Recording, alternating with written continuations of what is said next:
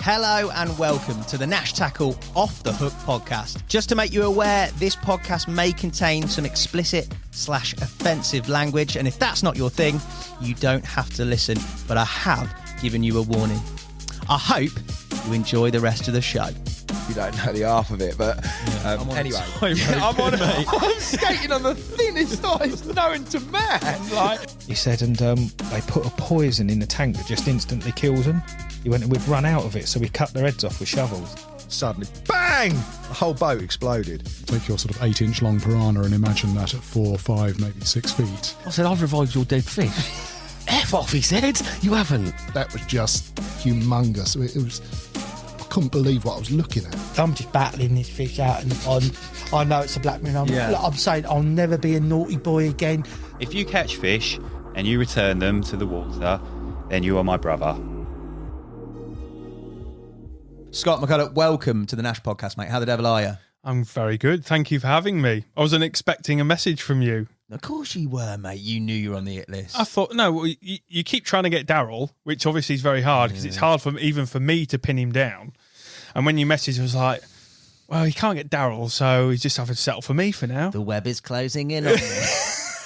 No, mate, you're always on the list. What have you been up to recently? You've just been out fishing, haven't you? I've just done a nice blank on Grenville for 2 nights. I've started fishing on there. The only thing I really caught was probably windburn because the wind was, it's getting colder now. And it was just going like westerly across the lake. It was kind of going into the swim I was in a little bit. And yeah, if you stood out on one of the pontoons, it was bang in your face. But I'm trying to learn on there, like about the lake. Yeah. I've only started 2 months ago. You've done well though, mate, in that 2 months. Yeah, well, to be fair, because I've got an agreement there with Paul because you're not normally allowed to film on there. So I'm filming my chronicles. I'm just filming every step of my own fishing on there. We're filming it and putting it on Carp Fix, but I'm not telling people how I fish. I'm not going this because I don't feel like I'm in a position to do that. It's more about I didn't choose Grenville. Paul gave us the opportunity to film on Grenville, and I can't turn it down because of the clarity of the lake and what it looks like. The scenery is just obscene, and then you've got the fish. So it's like it's a cameraman's dream to film on there. Yeah, it's someplace, mate, isn't it? Oh, it's crazy. Yeah. So my plan really is to film on there over at least the course of 12 months until I catch a 60-pounder. It's gonna happen. I'm not gonna drop that ticket ever. Yeah. And I'm gonna catch 60 at some point. Mega, mate. That'd be one hell of a and diary. I will film it. Yeah. Because Paul's allowed me to. So that's one hell of a diary, mate. I look forward to that. People know you from Carp Fix. People may know you as well for the work you've done at Korda. Very much sort of in and around the industry, videographer context, as well as a bit in front of camera in recent times. I've seen you on the old Carp Fix lives, etc., etc. And this diary piece.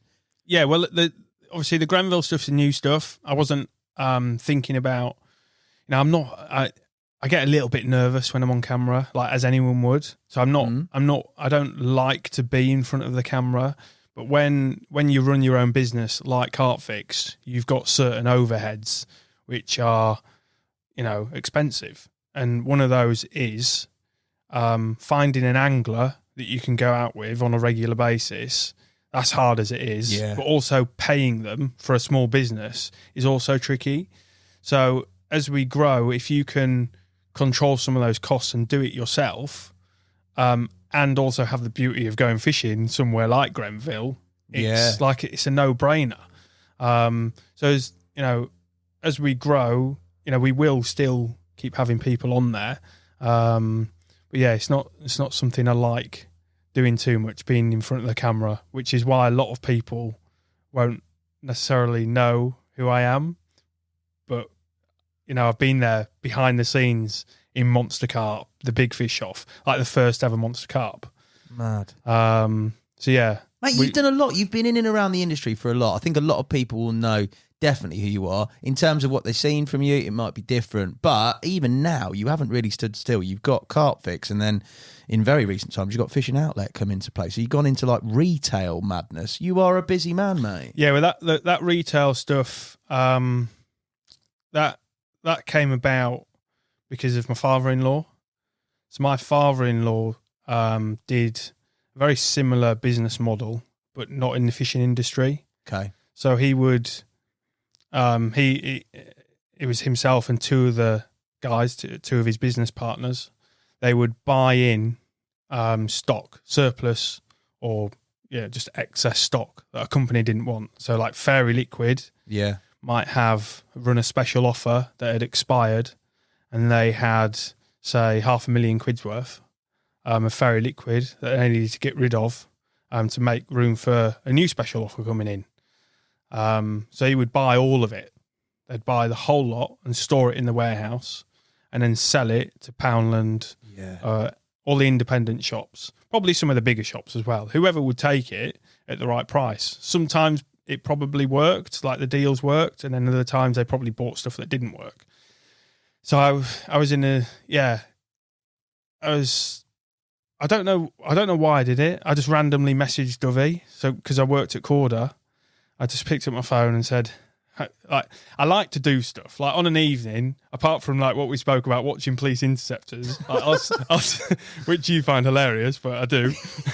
I'll sit there on an evening and just what can I do now? Like, I just like Carp Fix is great, and it's in a position now where it's almost self-sustainable. Like, as long as we keep the members happy, put the videos out, there's not too much to worry about apart from some like the bookkeeping and stuff, and making videos. So as long as that's fulfilled, I'm looking for something else as well. So I was like, can I do what my father-in-law did in the fishing world? Because he did really well at it. Yeah. Like, really well. So I was like, surely this is like a thing in carp fishing. There is these companies, because I worked at Korda for five or 6 years. I knew their warehouses were bursting at the seams. And upon speaking to other manufacturers, it turns out that every one of them has stock that they need to get rid of, because they're all got containers coming from the Far East with more stuff. It's like, where are you going to put all that? In the new warehouse we've had to get, because this is full.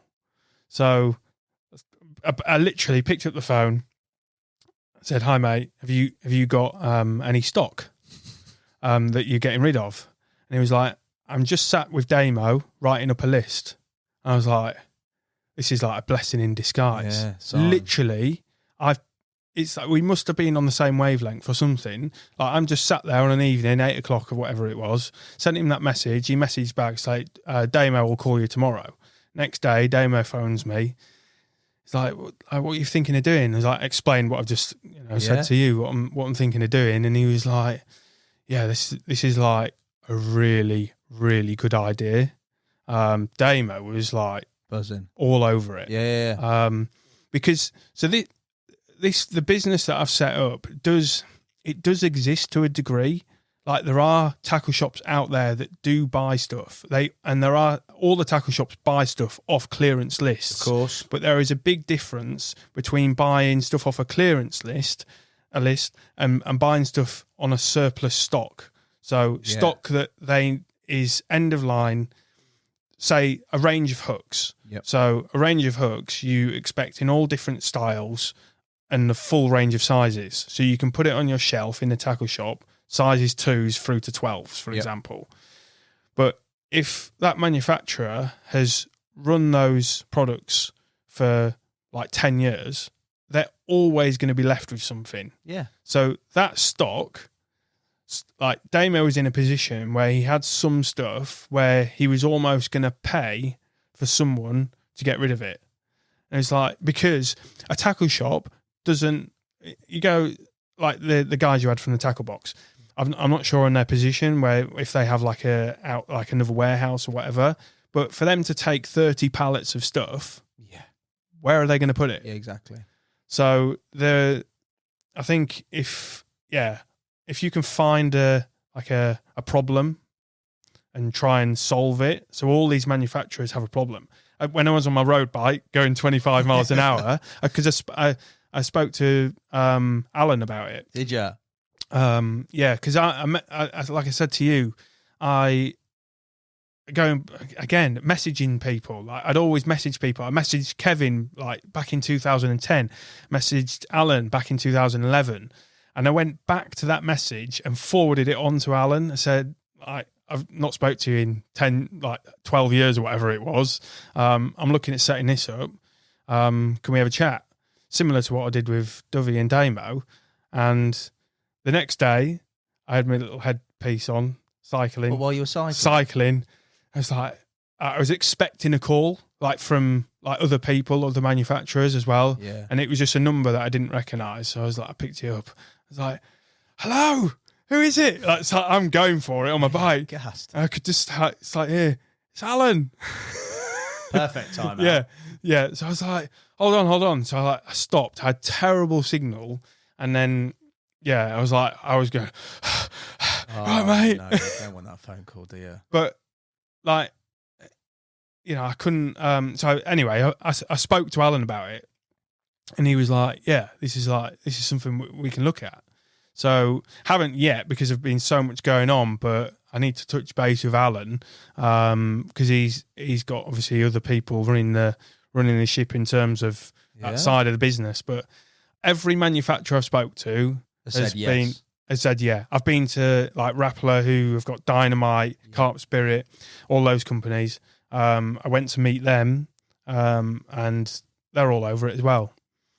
Come on, the boy, man. The biggest problem you've got is you need the space, which is what all the manufacturers need. So they need to clear the space. So the key really is finding the space at the right price, and also getting the right products at the right price so you can move them quickly. Yeah. Exactly what my father-in-law did. He would get the stuff in.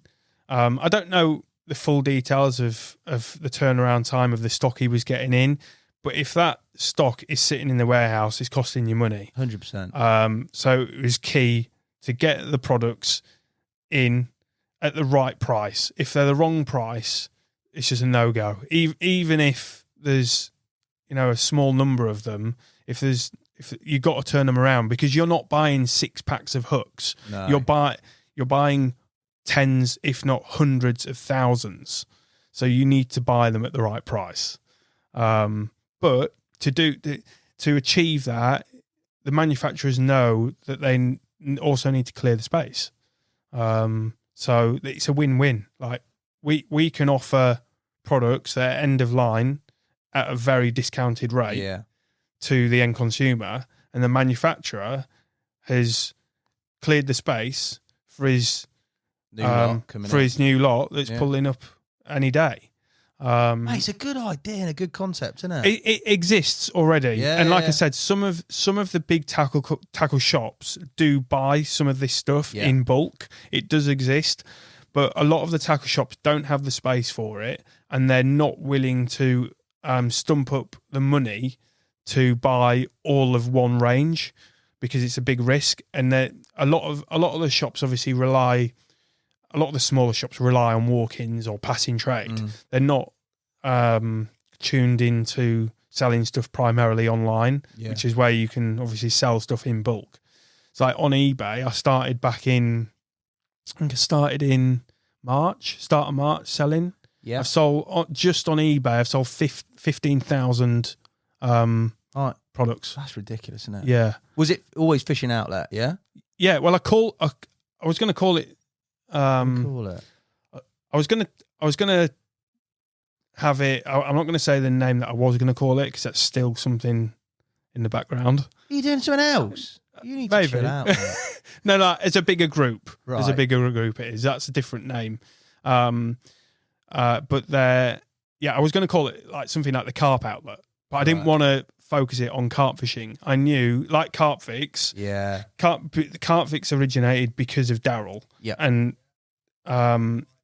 if we were to go into other avenues, we created the logo, so it was just a fish. It is essentially a carp. We kind of did it on a carp, designed it around a carp. But if we branched out into other avenues, the fish is still like pretty generic. Yeah. So we can, that's obviously workable. But when creating something like a shop, obviously outlet is a word that people associate with cheaper things. Which was fine. And then I had to have fishing in the front of it, and it was as simple as that. But in terms of getting, the logos and stuff designed, my brother-in-law, he is a graphic designer. So he goes fishing, so he knows everything about fishing. So he actually designed the Carp Fix logo and the fishing outlet, which are really nice logos, if I can say that. Yeah. I think one thing also, and you sort of, it's been insinuated with regards to what you've talked about, is network, the people being in contact in the right places and having the right ears is a pretty common theme with regards to not only your whole career, but just what going on in the future, your plans, and just generally you and your progression. You've always been pretty good at that whole thing. And we're going to look at that sort of spectrum of things in sort of a bit of a chronological order. Where I wanted to start with you, apart from two incredible facts that I've gleaned in talking to you, which is you always wear shorts when you can. He's got them on today. And he loves cycling. Not distance, just raw speed for adrenaline. Yeah. No, I am not bothered about going, I've done a few where I've gone like 50, 60 miles. But That's I'm not far. Yeah, it is a long way, and it takes me about 3.5 hours to do it. But even when I'm doing it that distance, I'm still looking at my speed. I'm still like, how fast did I do it? I don't know why, but that's just what I do. You're mad, aren't you? You're just a million miles an hour in everything you do. Yeah, I think so, yeah. You seemed quite calm when you first came in here, and now it's all coming out. You just seem sort of like adrenaline junkie. Yeah, like if I went on my bike now, it's got a puncture, which is why I've not been on it for months, and it's like tubeless, so it's a pain in the... Yeah, it's a pain in the arse to change the tyre. Right. So I've not been on it for quite some time. But yeah, if I went out on it now, I wouldn't just go for a gentle. I'd be going back to Tiptree 20 miles an hour, I wouldn't just go like leisurely. I'd be going past all the recreational guys going 12 miles an hour. But that's not because I want to show off. It's just because that's what it's like I'm letting off something. I don't know what it is. I just go. What an incredible sort of reflection of your life that is as well, isn't it? Just go fast. Maybe that's what it is. Maybe the fishing, I go filming with Darrell, and he'll get his rods out, and then we just sit there. It's like slow. Something like normally, because normally with Darrell, we're like big fish fishing usually. Yeah. It's very rare that I'll take Darrell to linear. We usually go into places where it takes a while to get a bite. So I'll just sit there. Maybe the bike stuff, going fast, is my release. But it's great. I'll take your word for it, mate. Maybe we should get one of those tandem bikes and I'll take you for a spin. I don't reckon. I don't reckon that is the look that we want to go for. I'll just be not pedalling, mate. You can crack on. The fishing element. So primarily, I want to start with your fishing. Because obviously there was an interest in fishing. There's videography that comes into it, and we're going to talk about that progression and that sort of how that's morphed in. But the fishing side of stuff, when did that kick in? How did that look? Very, very young.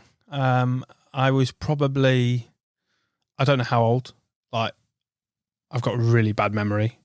But it was probably in the higher single digits, probably 7, 8. I've got a few pictures where I'm definitely...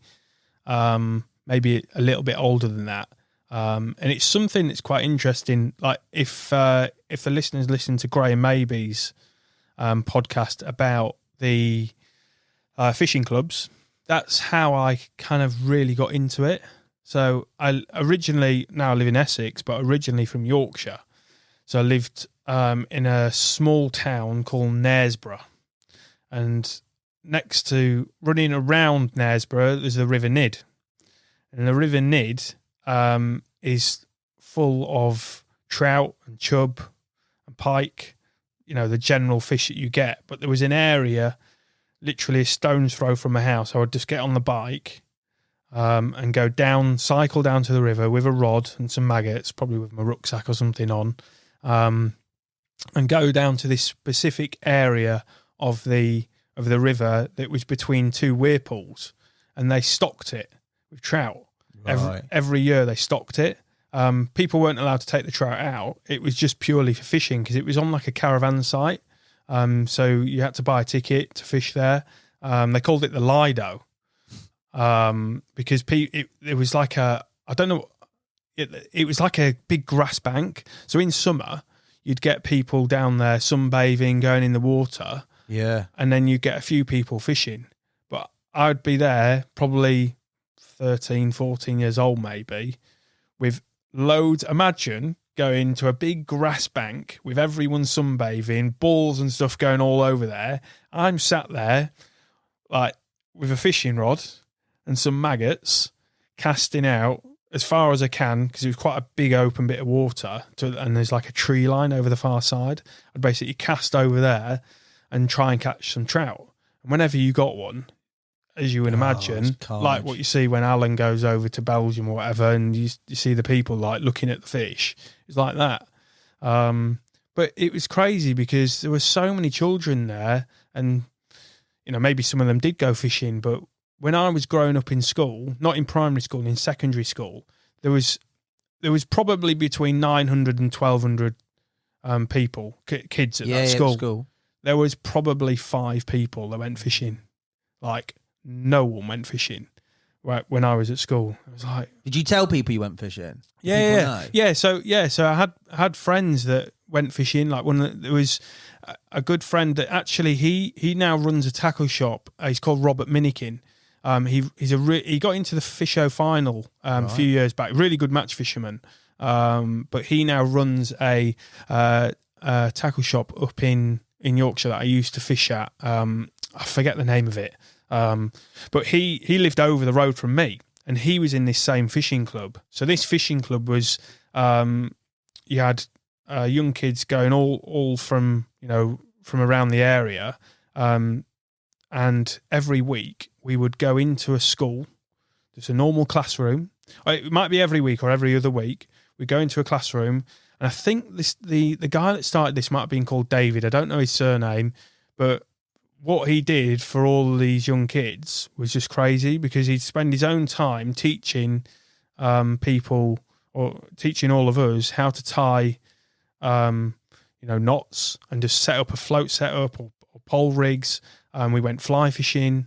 So every weekend we would do some kind of fishing. Like we'd do like a match. So we'd either go river fishing and do a little match, or we'd go to a commercial and do some pole fishing. We did like charity 24-hour, like my first ever night fishing thing. And that was all done by a club. And like something that Graham touched on, like, although he does know people that do this kind of stuff, I don't really see it at the moment. Yeah, you don't see it too much. No. I mean, and that if it wasn't for that kept me interested, because I also did like football, rugby, the normal stuff. Never did cricket. Too slow. I just never took to it. I don't know why. No. I wasn't very good at kicking balls. Can't wear shorts, can you? No, but I was good at holding a ball and running. So I used to, with rugby, I used to just go on outside centre or the wing and just run, like. But yeah, no one really went fishing from where I was, which is crazy, really, because you've got so many rivers and lakes and reservoirs. Yeah. But that the fishing club is kind of how I got into it, and that's where things kind of escalated. That's mega though that he did that for you, and you went, as you say. Yeah, unbelievable. And we like these classrooms. We go to a classroom at the local school, like like a secondary school, and we'd go in there, and they would have rods and reels and stuff that we could just have. Like it was like, choose a rod and reel and take it. And what? Yeah, I don't know where. I'd love to. I don't know if this guy's still alive. I'm sure his name was David or something like that. But he, mental. Yeah, he did a lot for like the local community for fishing, because if you didn't have the money to buy the stuff, he was giving you it. Like obviously it was donated by other people. It wasn't all brand new stuff, but it was getting a rod and reel in your hand. Similar to what Angling Direct do, I guess, or other tackle shops. At times, you go in there and give you a whip. Yeah. It's a simple play to him. That's some investment, isn't it? Yeah. Time. And there were times where there would be a big presentation at the end of the season or whatever, and he would get like a famous person in. And I remember, I'm sure we might have had Bob James in. Really? Maybe. I've somewhere, I don't know if I still got it, but it was like a little postcard with a picture of the angler on, and it was signed by him. Ooh. It might have been Bob James. It might not have. I'm not too sure. But, you know, he did a lot for like I say, for local community, and that really kind of, alongside rugby and football, I still did the fishing, and then that kind of that took precedence over the other sports, and I think that is because around the local area there was a lot of water, so I was always like, if I didn't live as close to the river as what I did, I probably wouldn't have had too much of an interest. But I've got a brother who's a year older than me, and he has got no interest in it at all, so he was completely different. So it was almost like I was having his share of the fishing as well. Crazy that, isn't it, that you're so close as well? Like a year's not a lot, you'd think. No. But maybe. Yeah. No interest at all. As if you're from Yorkshire. Yorkshire, yeah. You've lost that, haven't you? Yeah, if I speak to friends like over the phone, like my mum is a Geordie from Sunderland. Wow. If she speaks to someone on the phone, it just comes out. What, the Geordie, she doesn't speak like that at all. But if she speaks to someone like, you know, a family friend or whatever from up in Sunderland, she's like... Mad, isn't it? Classic Yorkshireman, though, fishing maggots for trout like a proper wrong-un. Amongst loads of people. That's proper Yorkshire. That, mate. I've got some great pictures. And we did other aspects of fishing, like the fly fishing. We were taught fly fishing. I remember going on a minibus once. Went on a minibus up to a reservoir, Fewston or Swinsty Reservoir it was. There's two big old reservoirs next to each other. And you're allowed to take the fish. The trout? Yeah, the trout. So... Oh, no. You come back with like 24 No, trout. you can only take like 2 or something. Right. But I remember... I don't know if I took it home, but I remember we caught the trout... and then we put them in a white plastic bag. I kind of remember this. And we sat in the minibus and it just stank. Imagine like 15 of us, all kids, like probably 14, 15 years old or whatever. We've all got a bag with a couple of trout in it to take home. Imagine the smell. That's bad, isn't it? At least they were dead, though, man. One didn't spring to life. Yeah, I've got another good story about something like that. Oh, I don't know if I might get a bit of stick for it, but... No, mate. You won't get a stick for it. It's happened, doesn't it? Should I tell you it? Yeah, go on and eat it now. Leading on, it actually leads on quite nicely. So after the fishing club stuff, still did that through probably when I was up until 15, 16 or something like that. And we used to go over to France a lot. Right. You don't know where this is going, do you? But I'm laughing already. Go on. So we used to go over to France a lot because my mum and dad had like a little gîte there that we rented out. Okay. So we'd go over there and... we'd fish again like the local river, but it was a bigger river called the River Blavet, which is in lower. It's in Brittany, in the lower part. You know France. Yeah. So the northwest is the Brittany region, and the lower part of that. So we used to go there all the time. Sometimes probably twice a year, especially over summer. And I used to take a spinning rod or whatever, and I wouldn't be carp fishing or anything like that. It was literally just lures. Going for perch and pike. Yeah. And then for whatever reason, one time we were like, I was like, can we take one home? Like, have it for dinner. Like my mum's mum was from Sunderland, and they, right by the coast, obviously, they were well into filleting fish and all that. So that was fine because my mum would be able to phone someone up, phone a friend and say, can you help? Fillet this pike. Talk me through what I need to do. Yeah. So I caught this pike that was nice size. Good one. What are you talking? Not like, probably like good enough to eat. No, yeah, more than that. Probably like 6 or 7 pounds. Like, it was a good chunky one. Right. And you were allowed to take them. The Pretty normal over there. Yeah, isn't it? yeah. And the locals actually really like perch. I once caught a perch. It was getting on for £3. It was a decent, like, there was big predator fish in this river. I caught this perch, and the guy saw it. I was about to put it back, and he was like, "Can we take it? Can we take it?" In French. We didn't really know what was going on, but he was like, gesturing that he wanted to take it. I was like, okay. So I just gave him the perch. Yeah. So he had his perch. I think it might have been the same session. And then we took this pike. So obviously we have to knock it over the head and we kill it. We put it back in the bag, and we go back up to the house like, "Mum, we've got a pike to eat." So like, she phones her mum, my grandma, and explains that we've got this fish, but we don't know what to do with it. So whilst that's happening, the first thing my grandma says is, "You need to clean it." So we put it in the sink. Oh, never. We turn the tap on. No. It comes back to life. What'd you do? Did you panic? Full on back to life. I can't. I was a little. I don't know how old I was, but I was young. So I can remember it happening, but it was probably a little bit of panic. And this pike wasn't fully like trying to swim, but it was in the sink, alive. And I was like, "Oh no!" What'd you do? So, I think my dad got a rolling pin.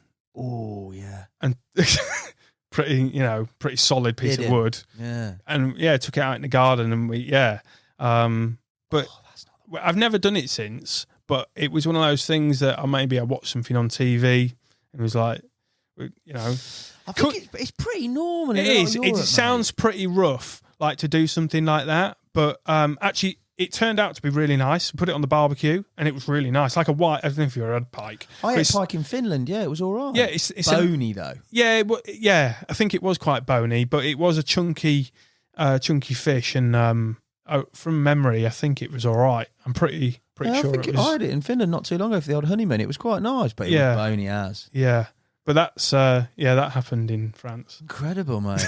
I love that, mate. I love it, mate. But in France, that's where my fishing really escalated. Through secondary school, I'd found a couple of friends that I'd fish with, and we'd go to like the local lake. I actually stayed at my friend's house. So what we'd do in summer is we'd go to a day ticket lake, but in summer, obviously light really early, like 4 a.m. Yeah. We'd get to the lake as early as possible. Obviously, we couldn't drive, so we must have been around 15. Is this in France or no? In England. Okay. Yeah, I'm kind of going back a little bit.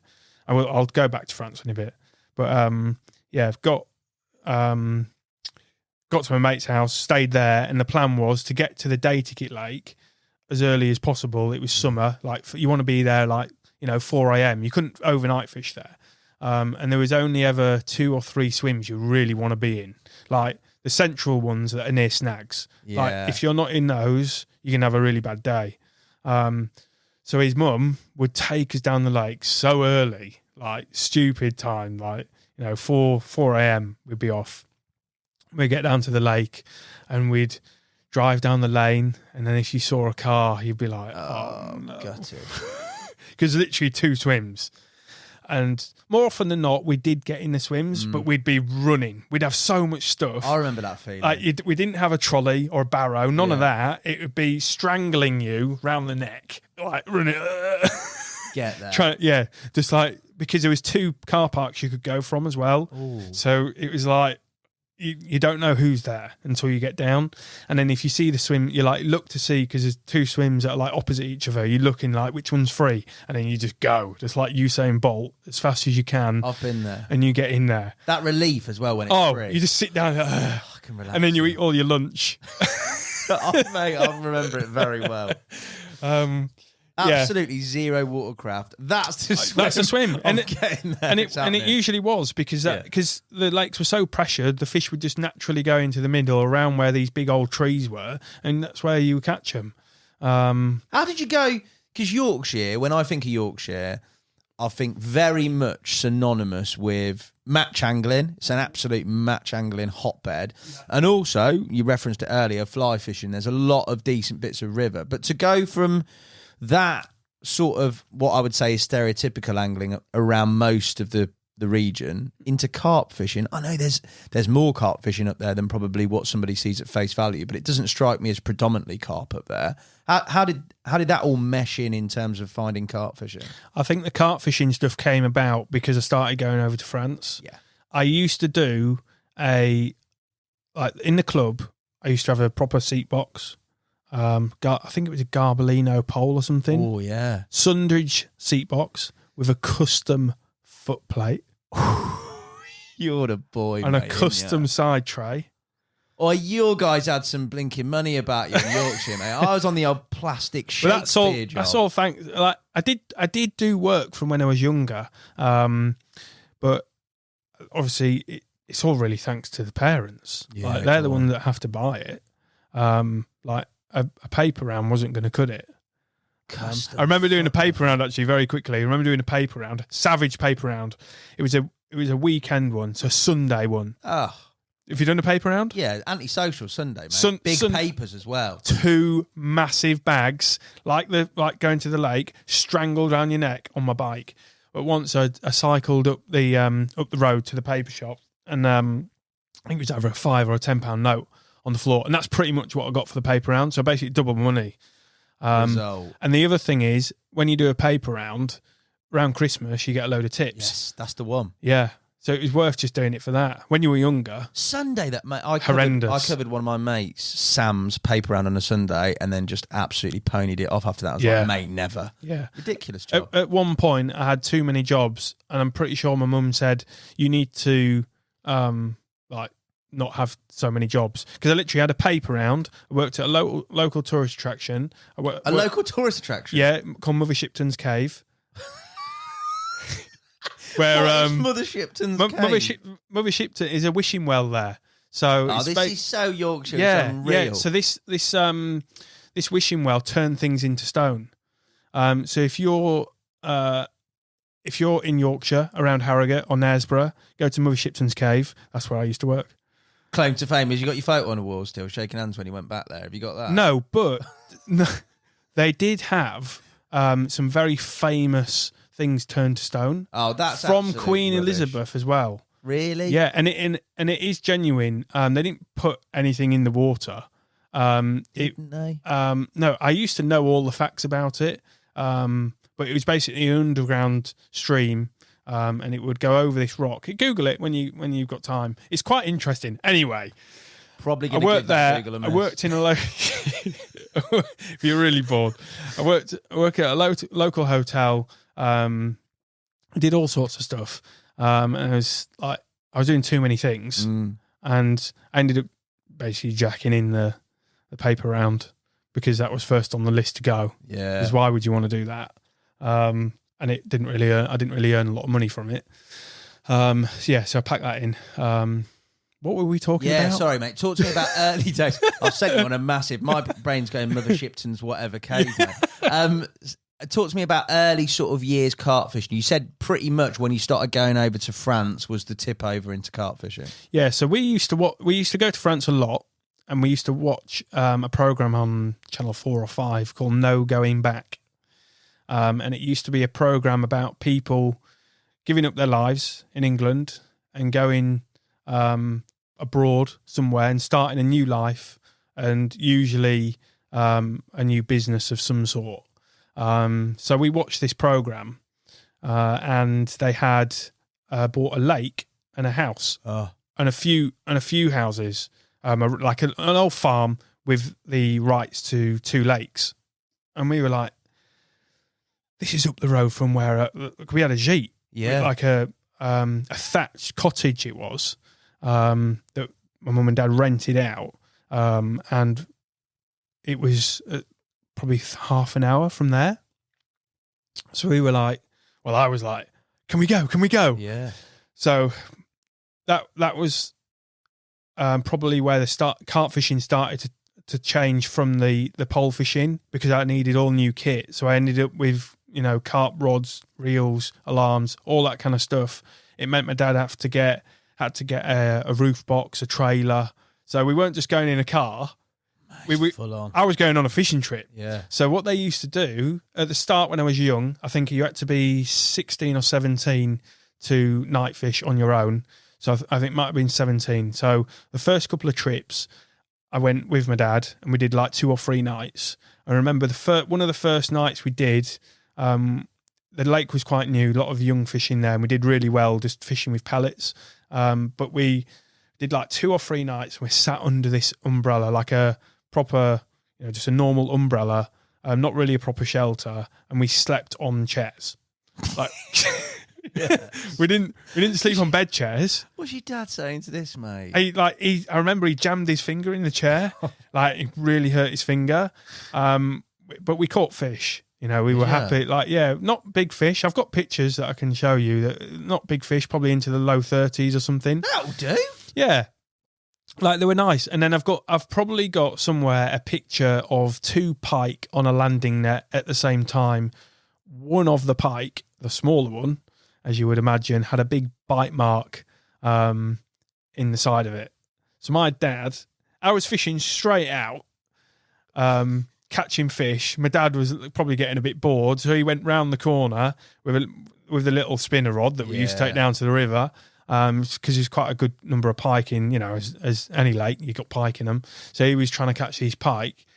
Dad wasn't the most skilled angler, but for whatever reason, he got into this little jack pike, but his spool got all tangled. So I had to go around and try and untangle it all.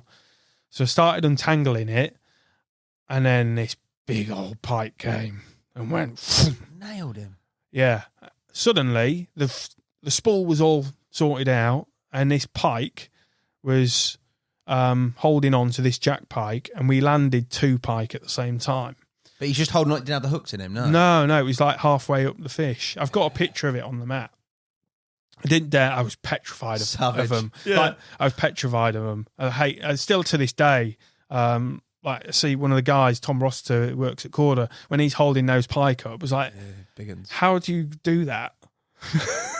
But I'm a bit petrified of pike. But they are amazing creatures. Since the sink incident, mate, you got trauma. Yeah. So I started fishing at this place that we saw on TV, and we used to go over when I was old enough. And I had a bivvy bed chair. I had an old school Nash brolly as well, which I will have a picture of. Really, not a brolly, a proper Nash Titan. It was right, good old bit of kit that was. Product plug for you. Yeah, mate, you've done well. The podcast episode with Graham and I'm noting these down. Yeah. So I basically ended up getting dropped off. So say we went on a 2-week holiday, we'd get dropped off. I would get dropped off on the Sunday, go fishing for a whole week, not see my family, and I'd just get left at the lake. The owners would pretty much feed me breakfast, and I'd sort out my own dinner. This is when I was 16, 17, and just fish there for a whole week. That's epic. And do that every time we went to France, two sometimes maybe 3 times a year. And that's kind of where the carp fishing kicked off. What'd you catch, mate? You said you caught them to £30. Yeah, lower. I think there weren't. This was a long time ago, right? When the fish were a lot, like they stocked the lake, so there wasn't that many big fish in there. But I think I caught them up to like 38, 39 pounds, which was big. That was good, like back then. Yeah, like there was. I don't think there was even a 50 in there, but it was a nice lake. It was, what was it called? Clearwater Lakes, and I think it's still running to this day, but it's by different owners. Yeah. Yeah, Clearwater Lakes, and the guy that owned it was called Kevin. He was, a handyman, so he basically renovated all the building, like the house, the jeep for the anglers next door, did all the work around the lake. So I used to go there a lot, and then. Yeah. What were your influences, mate? What did you follow carp fishing? Did you sort of get information from anywhere, or was it very much like a progression of stuff that you'd done? I'd always taught. Do you know what I mean? Yeah, I'd always like the fishing club was a big inspiration. Yeah. That was like, if I didn't have the fishing club, I wouldn't have had anyone to keep me interested or motivated about doing it. Because if someone didn't put me into that position, like I did go down to the river now and again, but I wouldn't have necessarily gone fishing unless it was scheduled for like the weekend. Like this weekend, you've got a match on with the club. I was like, okay, that's cool. So I went and did it. Yeah. So that's what kept me going. But back then there were fishing programs on, so I used to watch like the Great Rod Race, all those kind of films with Matt Hayes, Mick Brown. I can't remember all of them, but I used to watch all those all the time, like back to back. You must have had a bit of go fishing. Go fishing, yeah. I think my favourite one's the Great Rod Race. Was it? Yeah, that was a good one because it's lots of different species as well. And yeah, types of fishing. Yeah, but they were definitely inspiration. That's pretty much it, really. Did you ever take that carp fishing back across the pond to England and fish? Yeah. So whilst I was at secondary school, we fished that day ticket lake. Yes, with my mate. Before, yeah. And then the owner of that had another syndicate lake, and obviously, as time goes on, now I know that if you get on with the owner, other things will open up. We didn't know he had this other lake. There was. We had heard a rumour that there was, but to get a ticket on there, even back then, was like 250 quid, Jeez. Which was quite a lot. Yeah. Like when I was probably 16, 17, maybe 18. It's quite a lot of money for me to stump up to have a fishing ticket. But by getting on with the owner, he was like, "Yeah, come and have a look, and then if you like it, you can have a ticket this year." But he had to be quite a regular on the day ticket for him to get to know you. To get a ticket, any syndicate, like you have to know someone. So anyway, I ended up fishing on this syndicate lake. It was very small. It was probably only 5 minutes from the day ticket lake, but it wasn't far from where I lived, so I could get there quite easily. I was definitely driving as well, so I would have been 17, 18. And the lake was about 2 or 3 acres. And I remember when me and it was another friend, Jack. Was it? Yeah, it might have been my mate Jack that we used to have a ticket together. And we started there in winter, so it was really cold. And there was an old chicken shed that stunk of like chickens and other stuff that was horrible. And I remember like the first few sessions, we were fishing, but we were like, we're not going to catch anything. We just sit in this shed, dark. Like one, like tiny little shed window, like put the heater on, just trying to keep warm. Survival. Yeah, so we did that, and then spring soon came about, and I ended up catching a lot of the nice fish, and I've got pictures of those. I ended up catching a lot of fish on like long shank hooks with 2 bits of pop-up maize, just on a shallow area, and caught a good number of the nice fish. There was no monsters in there. They literally went to like 32 pounds. That's quite big, though, mate. And for Yorkshire, it's good. 100%. And for a small lake. But they were all really nice fish. In what sort of sense? All mixed, or were they all a similar strain, or what? Were they? I think they were all a very similar strain. Right. There wasn't like Simmos or anything. No. They were quite old fish, a lot of them, been in there a little while. And they did die, I think, a couple of years. A couple of years. Couple of days. Yeah. Imagine that. Although one you're not having a ticket. Yeah. But I remember catching some good ones. But there was a rumour that there was a couple of fish around upper 20s to maybe the low 30s. And I remember there was a basically reed line on the far side, and it was a really hot day. Jack was down the other end, and I saw some fish on the far side, just in a bit of the slack water in amongst the reeds. So I just took a single piece of breadcrumb, just floating bread, just round on the far side, and just kind of didn't see any fish, but I knew they were there because from the other side I kept seeing mouths come up. I was like, what are they feeding on? So I went round with a bit of breadcrumb and just lowered it down. Literally, as I put it down, this big set of lips just came up like that. Wallop. And I was like, ugh. I played this fish. But because of the reed line and the water was a little bit murky, I couldn't really see what it was until it went in the net. And I was like, that's a good fish. I was still on my own at that point. And then I shouted Jack over, and Jack came round and got me a picture. And I've definitely got a picture of that. It's a nice common, 28, 27 pounds. And that's a big one. That was a new PB. And that, believe it or not, remained my UK PB for until about 2015. Did it? Yeah, a long time. And that's because of university and my jobs that came about because I went fishing, but I went fishing in France. So my French PBs were like sky high, like 50s. But did you travel around France or just fish that region where the Gite was? Or whatever? I fished other lakes around there. Did you? There was another lake, forget the name of it. Blavet Valley Lakes, it was called. Still going, I think, to this day. But I fished there, caught quite a few. That was just another, commercial lake. But around that neck of the woods in Brittany, in that northwest region of France, there were a lot of lakes, but there weren't, at the time, the commercial side was just kicking off. Yeah. There wasn't a lot of it. And if there were, the fish weren't huge. But, now if you go to, the Champagne region of France or just generally to the east of Paris, the lakes there are just ridiculous. Yeah. There's so many. But yeah, I did fish quite a few different lakes, but I did a lot of time on that Clearwater Lakes and Blavet Valley and caught fish up into, I think Blavet Valley I caught like a good upper 40. Nice, that's a big old kipper, isn't it? Yeah. We catch them many on pellets, you said, didn't you? Because they're pretty new fish. That first session I did when I was younger at Clearwater, it was pellets, and I think that was just because they were so new into the lake, and that's what they'd been fed on. The owner said just use pellets, and I couldn't stop catching. But over time, we were using boilies, just the standard kind of stuff. There was a good on Clearwater actually. There was a good time where I was fishing a match there. I did like little enduros. And I did one of those. I drove down in my mum's Mini from Yorkshire, in my mum's brand new Mini Cooper, like electric blue. On the ferry. Ferry. Oh yeah. On the ferry. I got it cleaned before I went on the ferry, so it was sparkling. And I had I don't know how I got my gear in there, but I had all my gear in there.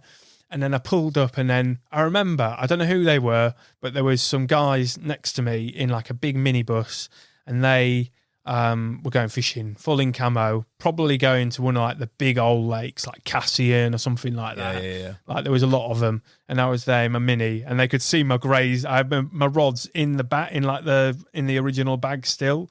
In the rod bag, in the rod sleeves, not. So you could see greys. I love that, mate.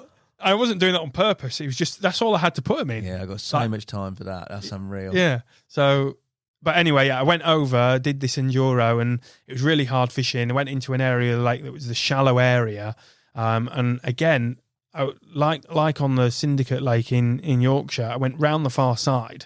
I got some of the owner's pellets, crumbed them up, got some of his eggs from his chickens that he had there, mixed up some paste and put some pellet paste around the pellet and put it down in the edge where I saw this bubbles coming up. And it was almost behind a tree that you couldn't access from the other side.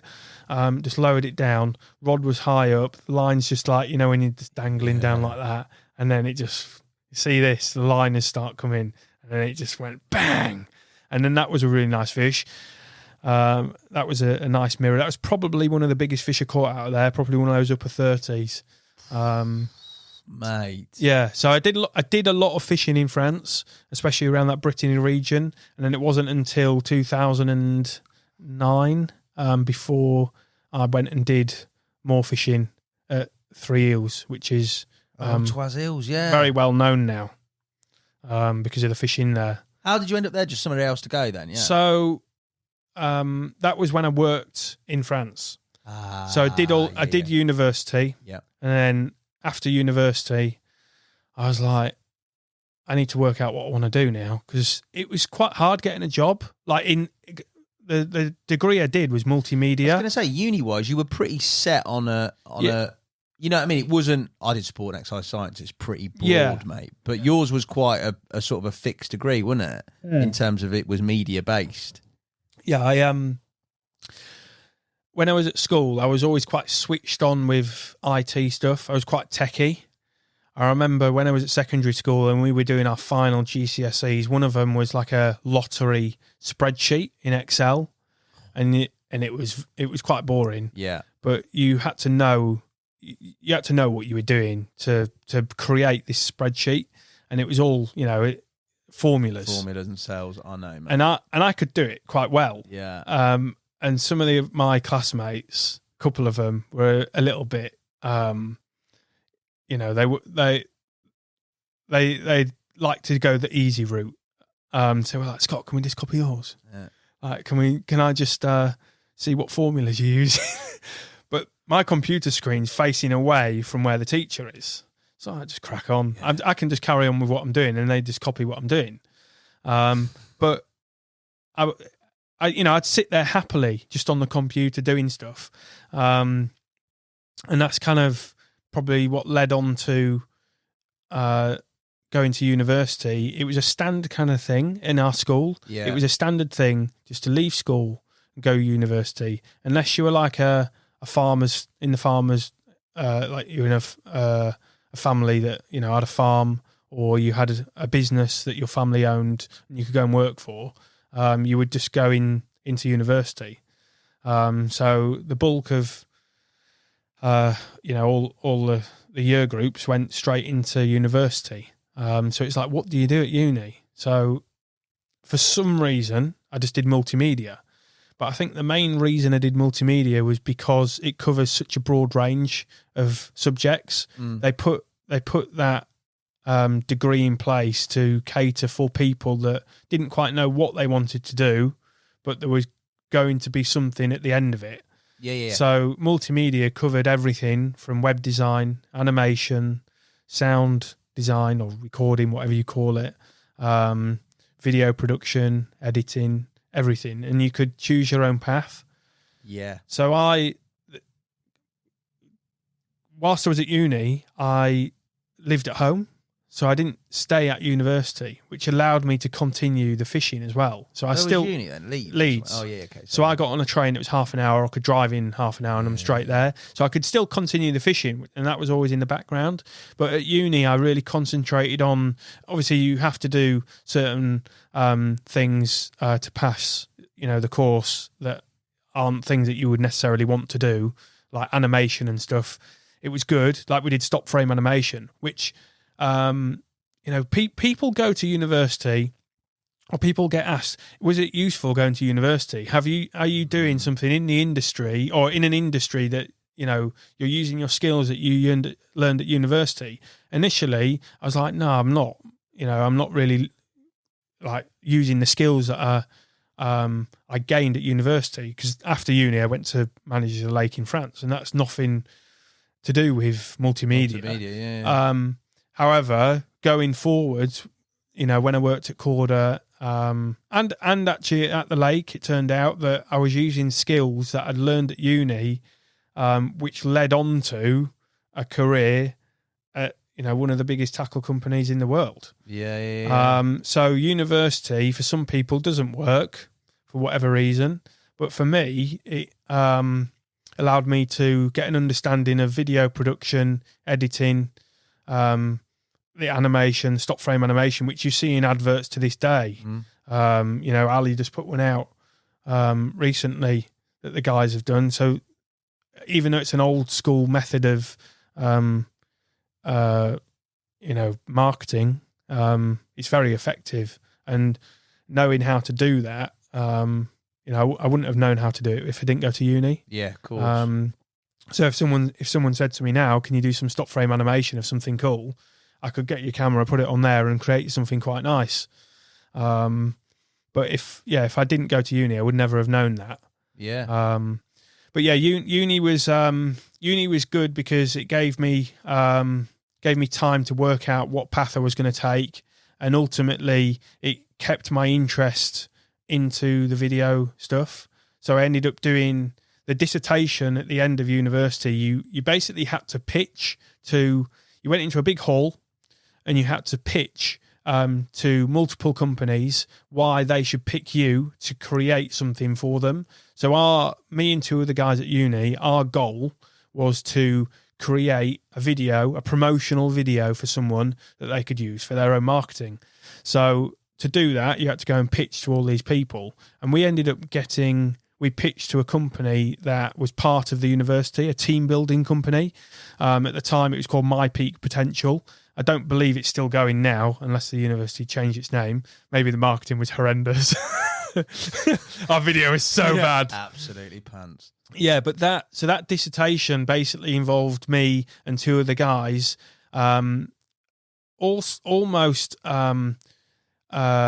creating a company that created a video for this team building company. So we went over to Germany. It's absolutely freezing cold. So the type of team building that they did was, it was like an adventure kind of place in Germany, right. In Bavaria, I think it was. So they did like zip wire, all team building stuff, zip wire, climbing, skiing, all this stuff. So we went over there with all our cameras from university, shot a load of stuff in really challenging environment, and shot skiing, zip wires, used GoPros, all that kind of stuff. This back in 2009.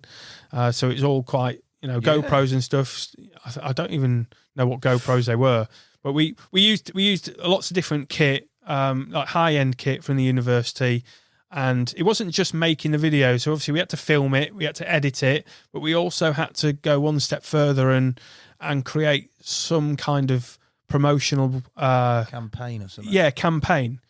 For the company, so we had to come up with merchandise. So it's not, you weren't just doing it all in house. We had to speak to other people and outsource like merchandise. It sounds like an episode of The Apprentice. It was, but that to pass your degree, that's what you had to do. You had to show that you could go into the bigger wide world and pitch to a company. I can make you a promotional video. This is what I've done in the past. You should have chose sports science, mate. Just write about why it's good to be on a bike. Is that what you did? Degree, get out of Done. there, lad. Do you know what I mean? And then work in the fishing industry. Absolutely no skills. Yeah. You had a proper grinner. That sounded interesting, but proper. Yeah, but that, like, even now, obviously with Carp Fix, we do merchandise. Yeah. But there's little bits that I learned at university that I've used to my advantage. University has been quite it all fell in the right way, doing the video stuff. You mentioned taking a year to work in the fishery, Twazills, 3 Isles, whatever you want to call it, depending where you're from. But you went over there as a gap to sort of, I don't know, what was the thinking behind that? Yeah, after uni, it was like, what do you do after uni? Like, do you go straight into a job? But it was hard to get a job. Right. Like, there wasn't, the media still was, unless you did... I could have gone into maybe some kind of role at, the BBC or a broadcasting house, and started really low down as like a runner or something like that. I could have gone down that path. But because fishing was always there, what I ended up doing was, there was quite a few forums. Yes, I remember forums. Yeah. So there was a few northern ones, which I used to go on. And then there was a big one, the Carp Forum, still going. So I went on there, and there was a foreign section on there, and I used to use it all the time because of foreign fishing. So I just put a post on there, says, "Has anyone got any work going?" Just put my name out there and see if anything comes up, because I went on there the other day. There's still people like over winter, lakes looking for people to go over, do a bit of work, that kind of stuff. Yep. That's what I was thinking of doing, just going over, because I think I finished uni in probably like June or something, and then by this time it was probably getting into autumn. So I thought maybe someone will need some work over winter or something. So I just put a post on, and then this guy got back to me and said, "I'm just about to buy a lake in France, but I need someone to run it." So I was like, okay, this could be good. So it turned out that this chap, Simon, lived in Dubai. So he was an investment banker, but he loved fishing, and he wanted to buy this lake. So he bought this lake, and he needed someone to run it. And I just come out of university. It's like, surely Simon should be choosing someone out of Sparsholt, not Scott McCulloch that's put a post on Carp Forum that doesn't know anything about running a fishery. But for whatever reason, he drove from Essex. He lived in Dubai, came back for a little bit because it's savagely hot over there at times. So they come back instead of staying there. He drove from Essex up to Yorkshire and basically met me and my parents to suss out whether I was a real person and actually would be up to the job. He came up, probably had a chat for half an hour, and then that was it. Like, I was going to France in 2 months. Wow. So he went back down to Essex. And then 2 months later, I packed a bag, and I think I got the train down to Essex, and then stayed at his father-in-law's. Sorry, not his father-in-law, my now father-in-law. Stayed at his father's house, his dad's house, and we went to the lake the next day in his van, and that was around November 2009. I've lost semantics here, mate. You said you stayed at his father's house. Yeah. Your now father-in-law. So my I'm lost. So my father-in-law, who set up that big company selling the surplus stock. Yes. My wife is her dad. Does that make sense? Oh my God. So I basically, just to cut a long story short, I went over to France, and I went back to the UK now and again to collect stock. But I would go to Simon's dad's house, which is where Chloe, my wife, lived. So I got to know Chloe. Not just we basically exchanged messages on Facebook and stuff. Because when you're on Facebook, you know, I added Simon as a friend, and then you see other people come up, and then Chloe was on there. I was like, Chloe looks nice. So, you know, it was one of those. And we started messaging each other, and then it turned out that I had to go back and get. It was actually a load of surplus stock. I think it was Dynamite Baits used to do this cat food in little pouches. I think it was Dynamite Baits, like cat for fishing, right? Like chunks of cat meat. For like match fishing, I think it was. Okay. They had a load of that surplus stock. Obviously, they couldn't get rid of it. So Alan, my father-in-law, he bought it all. And Simon wanted it taken back to the lake to feed the fish and just mixing with a load of pellet and maize for over winter. Just as a bit of cheap food. So I went back in a little Ford Fiesta that Simon got for me. Oh, yeah. Yeah. Filled it to the brim with this Dynamite Baits cat food. But on my way back, obviously, I met Chloe for the first time there.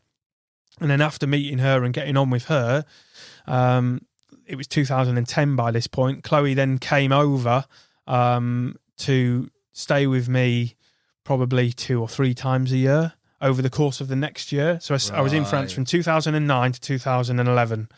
2010, she came over a few times to see me, you know, just build the relationship up, really. You kept that in the family, boy, ain't you? Yeah. Oh, that could have gone interestingly wrong. Yeah.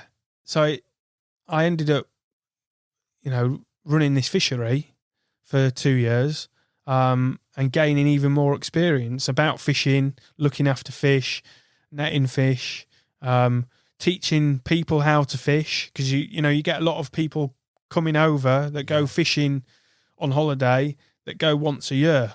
They don't know what to do, a lot of them. Some of them do. Some of them would come and you just leave them to it. And that would be great because it would mean I could just carry on cutting the grass.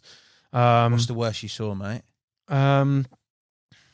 Because that sort of holiday carping is one, isn't it? You see it. I bet you see some sights. The fish care is the biggest one. That's when I think the fish are at most prone to a problem when they're on the bank. If a fish isn't handled correctly, which is why some lakes now tell you to handle the fish in the water, which is fine. But for a lot of people, it's also difficult because, I mean, I've had it at Free Eels. Me and Pecky went in February. You have to do all the fish in the water. There's no exceptions. Like even if your name's Darrell or Dan or, you know, whoever you are, you have to hold fish in the water. They know how to hold a fish and they know how to, like, if it flaps around, they know how to keep hold of them. Whereas, you know, even like me, I was trying to keep hold of this 50-pounder in February. Freezing cold hands, just slips away. It's hard. So it's hard. So that's the only drawback is if you're new to fishing or if you're not confident in holding them, you can lose them. But at Moulin de Passé, it was called, the lake that I used to run, and the fish care was the biggest one. I didn't really see any bad things. You'd see a few people we'd have the barbed and barbless rule. I think it was barbless only. Obviously, that's Simon's rule that he put in place, and you would get people try and use barbed. I was there to make sure people didn't use barbed. Did you do big checks on everyone? No, but the Dutch, not stereotyping anyone, but the Dutch. This is not stereotyping, but blatantly doing it. All Dutch people bending the rules. Not all, but the Dutch anglers that we had on the lake. You clog-wearing cheats. they liked using barbed hooks. So there were times when I had to say, you need to crimp them. Like Simon has put me here to make sure that his fish are looked after, the fish that he's paid thousands of pounds for. If you start using barbed hooks, I'm going to get in trouble. Because if he finds a barbed hook when we drain this lake, I'm going to be the one taking the hit. So people would have used barbed hooks through that time that I was there. I can't keep an eye on everything. But yeah, to be honest, it was a small lake. It was probably 5 or 6 acres. So it's quite easy to manage. You didn't really see too much going wrong. We drained it probably twice whilst I was there. We found like a rod and a reel. So that was, just in the middle. That was like the worst that we would come across. No snags, no weed. No weed, because that where the lake was, it wasn't like a gravel pit. It was just I don't know what kind of lake it was, just like silty kind of tree lined, stream running around the back of it. But it wasn't weedy or anything like that. It was just the tree line was the most hazardous bit, but taking all the trees out from under the water, eliminate any problems. And people were, pretty good. You didn't have any no aggro, no people getting absolutely smashed and just people who would have a beer, but it was quite a family place. There was a gîte there for people to stay in, so you would get families of 2 adults, 2 kids, or you get 2 families there. They'd have the kids there, so they can't really be getting having too many drinks. But I was actually at the lake. I was not just doing that. I was actually cooking for people as well. So I was like a chef. So I get people coming over. I was doing Sunday roasts, lasagna, steak and chips. All sorts. I can obviously cook certain things now, but I didn't really keep the cooking up. Chloe does that now. Mate, that's hard, mate. That's hard. But I did a little bit of everything there, and the video stuff as well. Did you?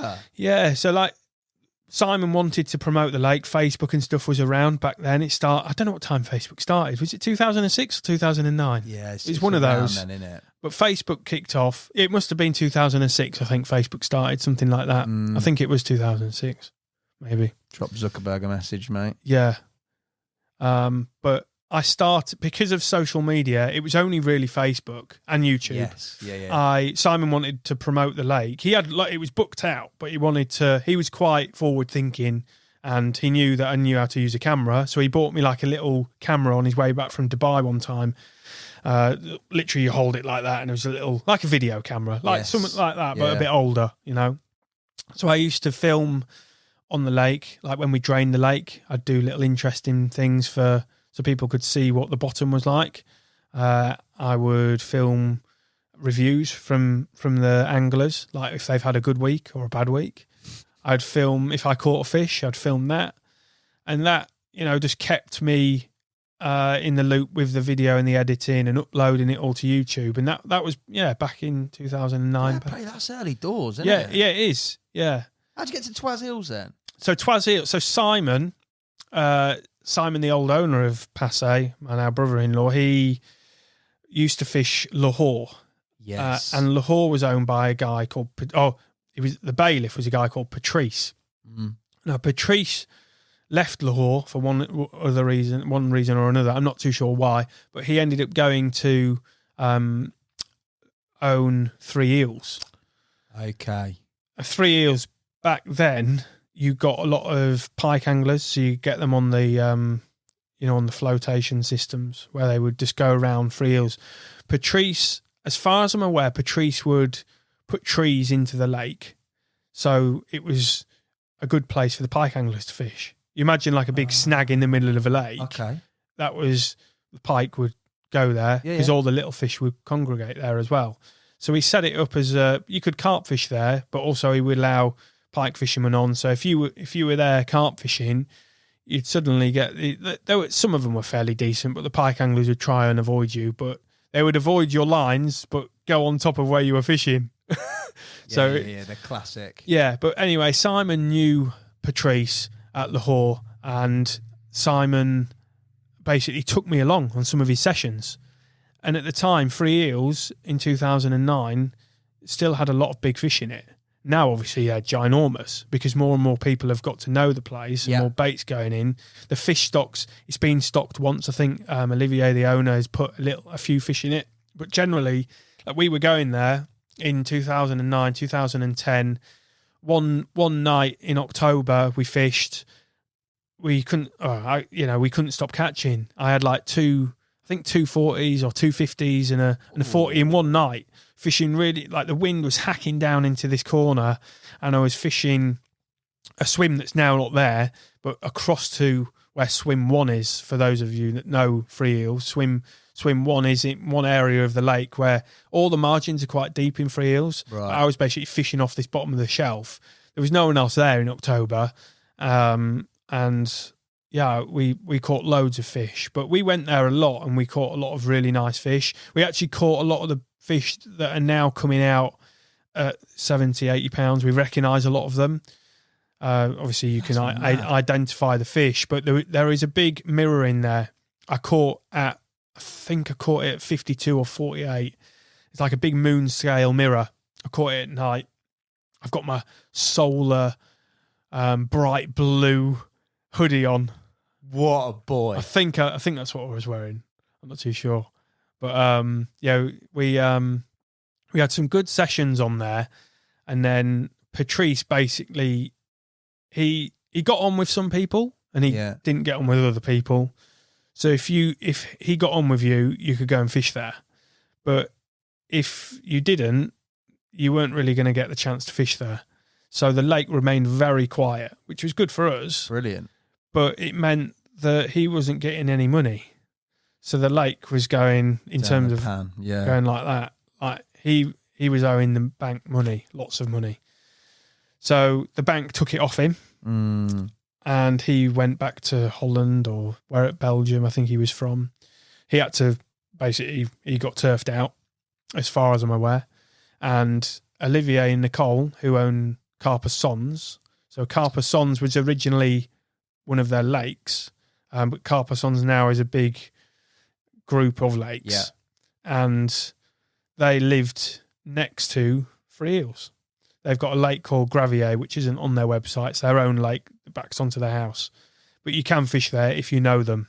There's a big old koi in there. I wouldn't mind catching a koi. I think it's 40 or 50. It's big. That is big. So yeah, Olivier and Nicole ended up buying it, which was the best thing that could have happened. If Simon had the money, or if he didn't have Passe, it would have been the best thing to buy. A gold mine now. Yeah, mate. Like the fish are in there because of where it is, all connected to the river system. Yeah. Obviously, it's not directly connected. It used to be. Yeah. But the naturals in there are just obscene. It's just a naturally rich lake that is obviously is open to the elements. It's a perfect place for carp to grow. And our boys went out and filmed on it. Finn and Alfie. I've seen Korda go out. You boys have been out. Yeah. The fish. Was the fishing back then as it's perceived on those videos? So I've seen it. It's relatively long range to that island. There's that little spot where fish can hold out in between everything where no one can hit. Yeah. And also, it seems that it chucks at bites at night most of the time. Yeah, it's quite a night water. Why is that? What do you think? I don't know. It's weird. I asked this question to Paul at Grenville. I said, why do your fish come out in the day? Yeah. And yesterday he said, it's because I feed them in the day. Right. So and I was like, okay, so if you feed them in the day and the bites will come in the day because they'll start feeding, and that's just what the fish know. Maybe at free eels, for whatever reason, I don't know why it is, but you get bites in the day, but it used to be when we used to fish it. So when we fished it, 2009, 2010, we used to go there in summer.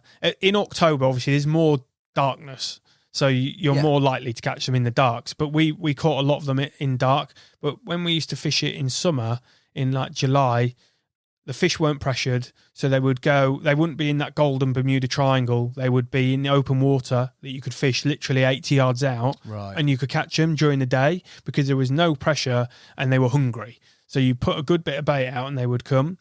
But I think because they're pressured, and that's what I think it boils down to. Darrell would know this more than me, but I think at Free Eels they're pressured from. There's only one swim free, so because of that pressure, they're pushed into areas, and then they're more relaxed at night probably, and then they come on the feed because again they're hungry. They probably want some food. Yeah, if you're 70 odd pounds, you got to get on the chew. Yeah, and at daytime, people are spomming and casting out, getting ready for the night.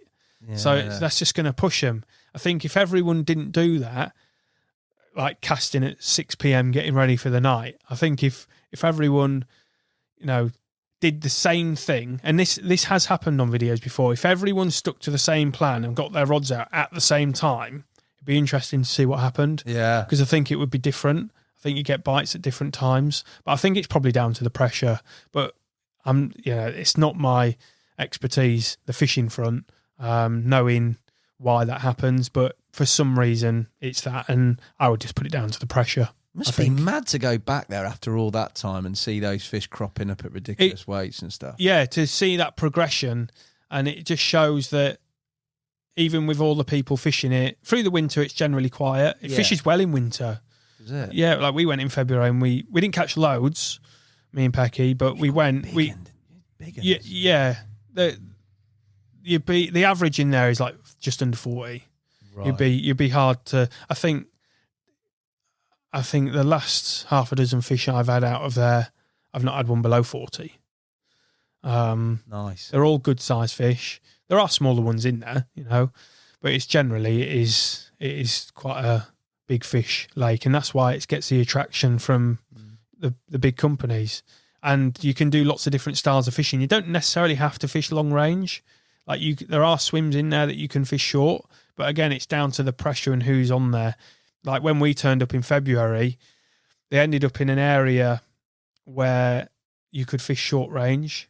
Like I go there to film Pecky, not to fish. So when we turned up in February last year, was it this year? I can't remember. Anyway, we turned up in February. It was a mild spell, so we decided to go over there, and we got there, and swim 10 is the one that commands a lot of water, and it's the one that Pecky has always had his eye on. Because of that, he knows that it's a good swim. It's on the edge of a deeper area as well, down to the left. And the fish ended up in the other end of the lake. Right. So we were always looking for the fish. You've talked about it before with the drones. A drone can only do so much in terms of finding fish.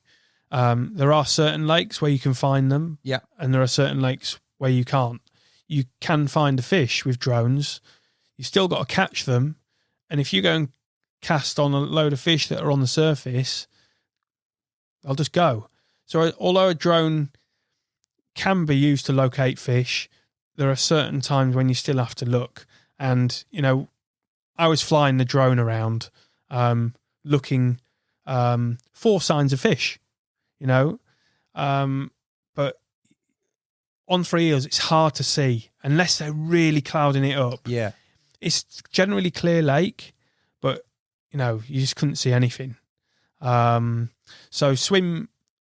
we ended up in swim 4, which gives Darrell the best chance into the Bermuda Triangle, right, which is where a lot of the fish end up when they're feeling pressured. Obviously, we're in February. There's no one else there. They're not pressured. So where are they? So Darrell fishes straight out into where he thinks they are, and he catches them. Long? Long. Like 35 plus wraps, maybe 36. 30, I don't know what it was. Long, very long. But now he's caught a couple. It's a little bit more relaxed. It's February. I'm like, give us a rod, Darrell. Yeah. So I just use one of his rigs, combi multi-rig, little snowman, and I just flick it out. So he's fishing ultra long, but I'm fishing short. I can't cast a long way. What, in the same swim? In the swim same, next door? Yeah, swim 4's big old swim, but I cast out to the right, and it's actually an area. He laughs at me, Pecky, for this, because it's an area I literally fished in 2009, 2010. Mental. But it's an area that I fished before, but from a different angle. But it was I fished there in March, so it's only like back in 2010. So it's similar time of year, but the fish back in March 2010 were in this area. So I was like, Pecky's caught a fish. He's happy. There's all this water. Like, there's a good chance of me catching one. So I just slung it out to the right, to the general area, that I'd caught from before, and ended up catching 2 fish. Single look bait. Single look baits. You're an animal. But that, it was, spots do change, but I just cast one out there and caught a couple, it was... Darrell who, mate? Have some of this, lad. Bosh. But it just shows you, the point was, you can catch them long, but that was no more than 80 yards out from swim 4. But if you fished that from swim 3, probably 50, 60 yards out. Wow. Really close in. And again, back in October 2010, when we fished there with Simon, I fished on the bottom of a shelf in front of swim 1, which you could have underarmed to. But it is about getting into those spots when there's no pressure. Like, there wasn't any pressure in October. There was no pressure in February. It's not a coincidence. No. We caught those fish at short range because they're not pressured. Pressure, yeah, exactly. Everyone's hammering them out. They're going to go there. Yeah. If you turn up there on a Saturday and all did the same thing and not cast out to the middle, I bet they'd come... Yeah, in the edge. Yeah. Yeah. And just went in quietly. How do you then go from... So you go Twas-Hills, I get that connection, a bit of fishing there. You're managing a fishery in France. You've also then got sort of a connection in with like a missus who's connected with. How do you go from there, which seemingly is sort of quite fixed and set and shaping up nicely, to getting a job in Korda?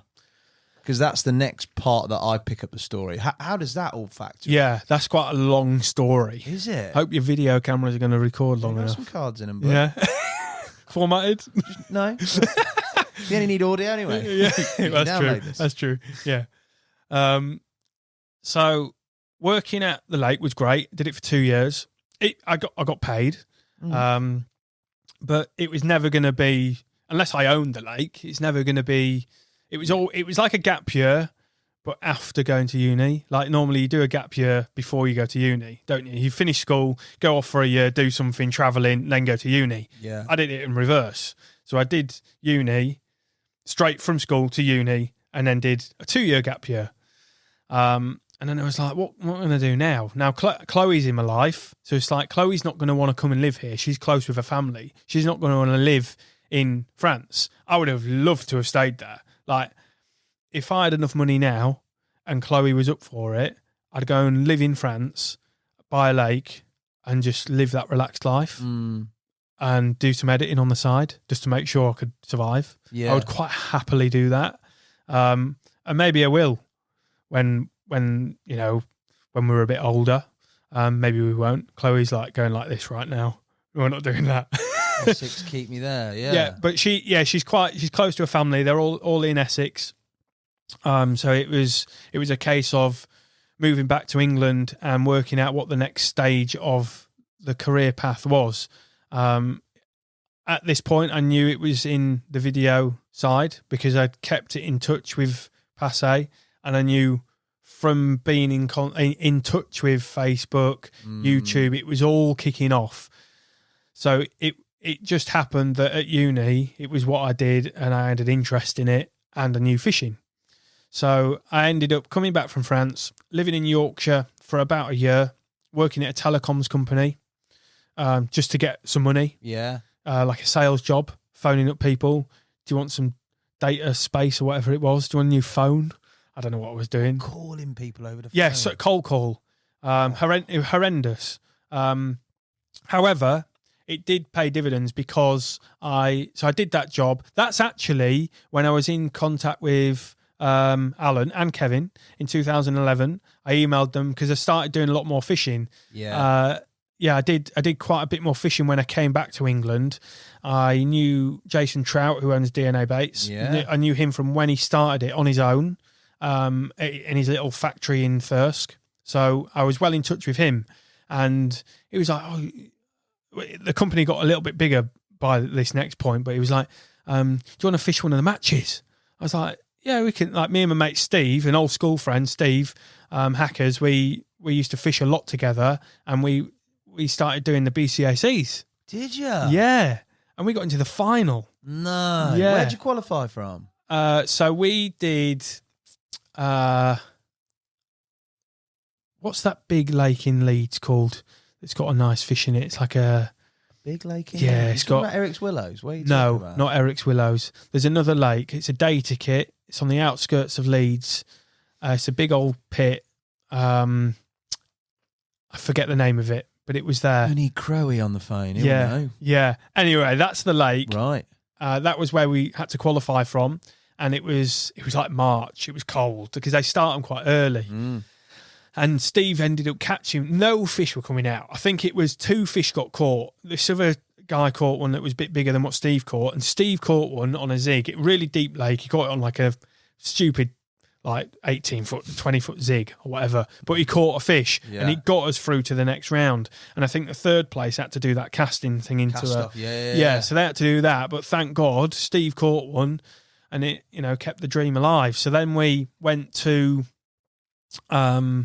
Barston, which is a total different ball game. That's no sleep busy, man. Yeah, Barston was a next level. But again, touching on the video, at this point, my mum and dad were really good. They bought me some camera kit, like a laptop. My mum took me to PC World, bought me a MacBook. PC World, yeah. Yeah, bought me a MacBook, which was like a couple of grand. MacBook? Yeah, I was really lucky. Like, they bought me a black MacBook.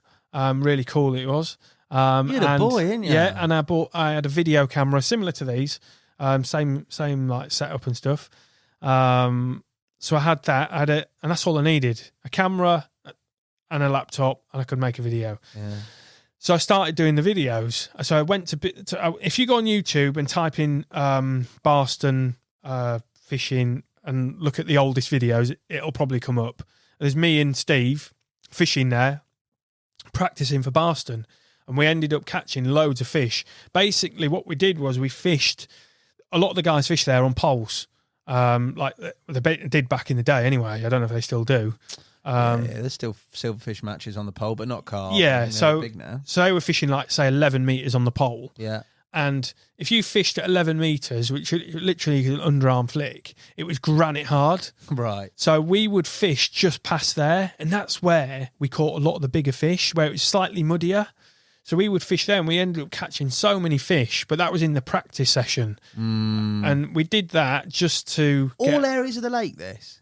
No, well, I don't know, but this was, if you go to Barston and looking at Barston from the clubhouse on the right-hand side, like the bank you have to walk down. Yes. That bank there, that's where, because when we turned up, they were all pole fishing. Yeah, okay. And we fished where they were fishing, and we were catching a lot of small fish. So we just put it a little bit past it with bigger hook baits, and we were just nailing bigger fish. I don't know if it was a coincidence or if that's just because we just fished it right. I don't know. Maybe it was because we were fishing with bigger hook baits. I'm not sure. But it gave us loads of confidence. Like, we were then so confident with what we were doing. Yeah. We were like, just replicate what we've done in a few weeks' time, and we could be good. So we turned up, got the draw, and we ended up in a opposite end of the lake, completely opposite, not anywhere near where we practiced. And we were like, what do we do now?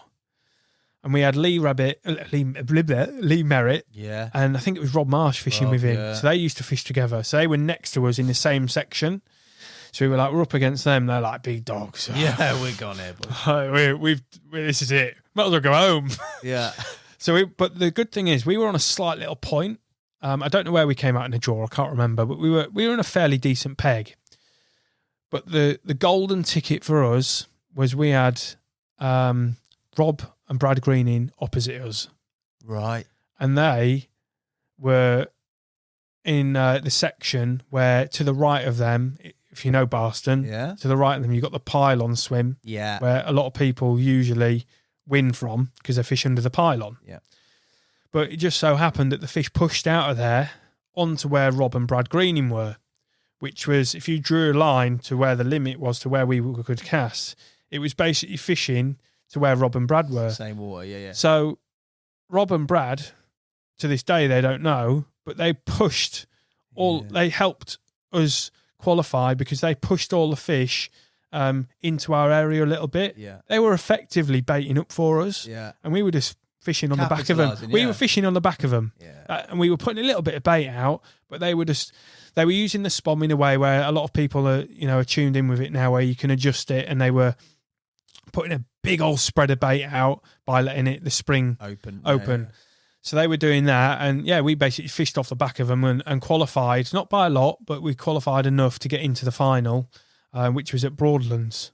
And then that's just where it went downhill, and that's where the story kind of ends. We went to Broadlands, got in a really bad draw, and then I don't know who ended up winning it, but it was good for us because it gave us, a little bit of something to look back at. They were like, we qualified for the BCAC final, which was a big thing for us. Yeah, massive. Like, a lot of people fish it, but we I think we did it a couple more times or something, and then we were all too busy. So that was a good experience doing that, and that was also thanks to DNA because they put us into it. And we had a good time. We got interviewed by what's his face? Hughesy. Good old Hughesy. Yeah. So he was doing it all for TV. Yeah. So that was it was all good experience, and that's what it's all about. A network as well. You again there, like I said it earlier in the pod, like you're meeting any of that BCAC lot, especially the final lot. You're meeting significant people within and out of the industry, and even if you're not directly meeting them, it's also indirect stuff where your name's on the scoreboard. So you're not that I want to get noticed, no, or because like I said to you, I don't know if it was at the start of this podcast or not. I don't like to be, because I'm quite a nervous person. I don't like to be in front of the camera. I'm more comfortable being behind it and making the stuff, which is obviously what we'll lead on to with Korda. But surrounding yourself around the right people, like Graham said in his podcast, is key, and that's what kind of lead us on to getting the jobs that I did at Korda, etc. But going back to where I worked, so 2011 worked at it wasn't a call center, it was a technology company that we were selling internet services to. And then from that I ended up going down to work at a BT local business in just inside the M25, down the A12. I can't think of the name. Begins with an R. Romford. Horrendous place. Not good. He's slating Romford. There's a good park lake there. Yeah, but not the one. But that's about as far as, that's as much as I know. But I basically worked there for a little bit. And so the technology company, the first one was in Yorkshire. Yeah. And then the second one, BT, was in Romford in Essex. Yeah, Essex. And that's when I moved down to live with Chloe. And that would have been around 2012. Something around then. And in that time is when I was working, not working, but I was going around the shows because I had my laptop, had my camera, and I was going around the fishing shows, offering my services to the companies to make videos. So not making videos like after, but whilst I was there, I was interviewing people. So if you, again, go on YouTube and type in maybe my name, it might be the best thing, probably, because I think my channel's changed. But I used to go to the shows and interview like Matt Hayes, Jerry Hammond, and just do that. And then from that, obviously, like you say, networking, that got my name out a little bit. Like if someone went to someone, I need someone to do a video or something, like, oh, this guy came and did an interview with us, he might do it. And that's what happened. I ended up doing jobs for companies whilst I worked at this BT place, which is not what I wanted to do, and it was just a stopgap. Yeah. So I could move down, earn some money, whilst I worked out, how this could progress into a business or earn, earn a living. So, eventually we could have a house and a family. Because working at BT, you could earn good money, but it was very pushy and selly and horrible. Like, it's not my thing. It's not what I like to do. I ended up putting more and more videos on YouTube, and that was mainly from the fishing shows and other things. I actually had companies, I think they were like agencies. So JRC, JR still yeah, 100%, yeah, JRC used to I think used like an agency that when YouTube was quite young, these agencies would scope out people that could help market products. And JRC got this agency, and the agency got in contact with me. And they said, if we send you some stuff, can we make a video? Yeah. I was like, yeah, okay. I'm not going to say no. So they sent me this green rucksack with a solar panel in the top of it, like with these connections. So I went to a lake. This might have actually just been whilst I was still up in Yorkshire a little bit, because I remember doing the video up in Yorkshire. So I did like a video about this rucksack, like promo for a rucksack. And that's where it kind of kicked off working with companies. And that, all the exposure I did on YouTube is where it got me the first job at Fishing TV. Fishing TV, it's still going. Fishing TV, isn't it? Fishing TV is still going. Yeah, but they do quite a broad range of videos. It's not just carp fishing. Yeah, they do quite a lot of. They do fly fishing, coarse fishing.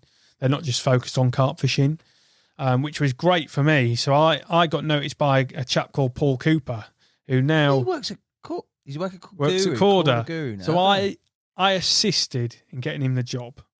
I didn't get him the job, I wouldn't say that, but I assisted because we were always looking for people at Korda to edit, because it's obviously the most time-consuming bit. At the time, the video was just going crazy. We were trying to do a lot of the camera work internally, because freelancers, like I do freelance work now, no disrespect to freelancers because they've got to earn a living, but it costs a lot more money for a business to pay for freelancers.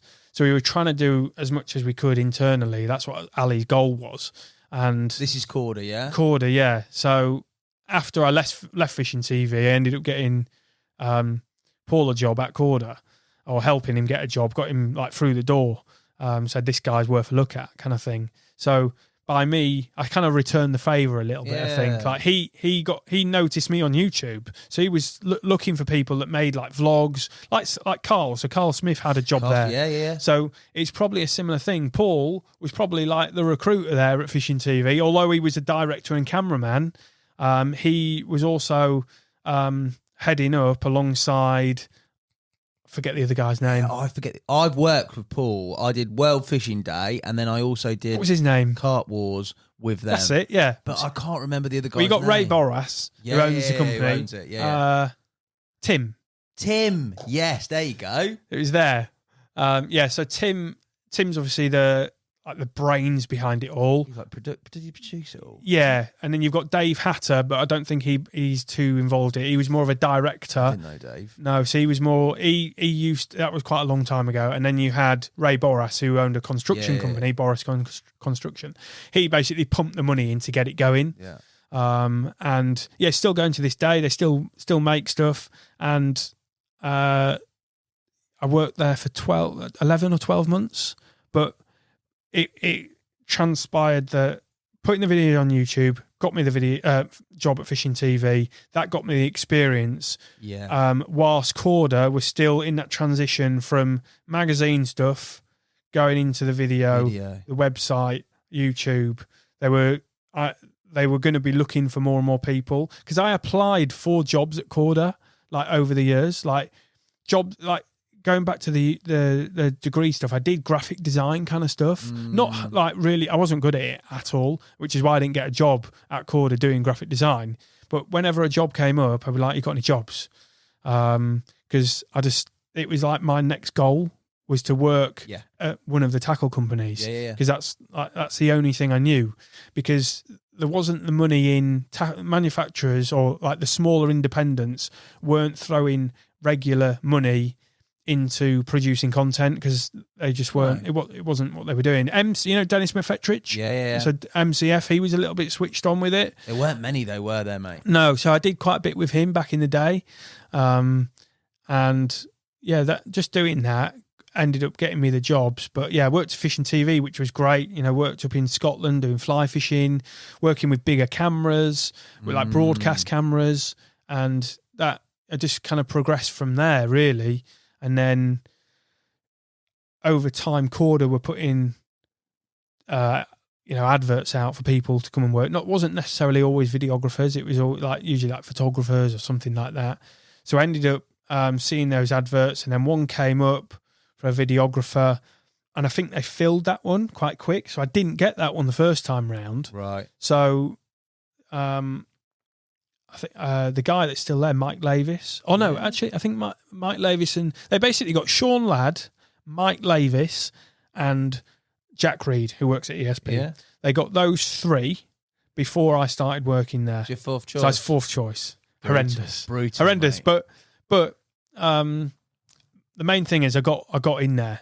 I ended up seeing another advert, because at this point they were getting into doing more and more productions. Yeah. Getting more and more kit. And like I say, wanted to do anything they could internally to save the money. So I ended up seeing another job. I was already in touch quite softly with Ali. Like, he knew that I was interested.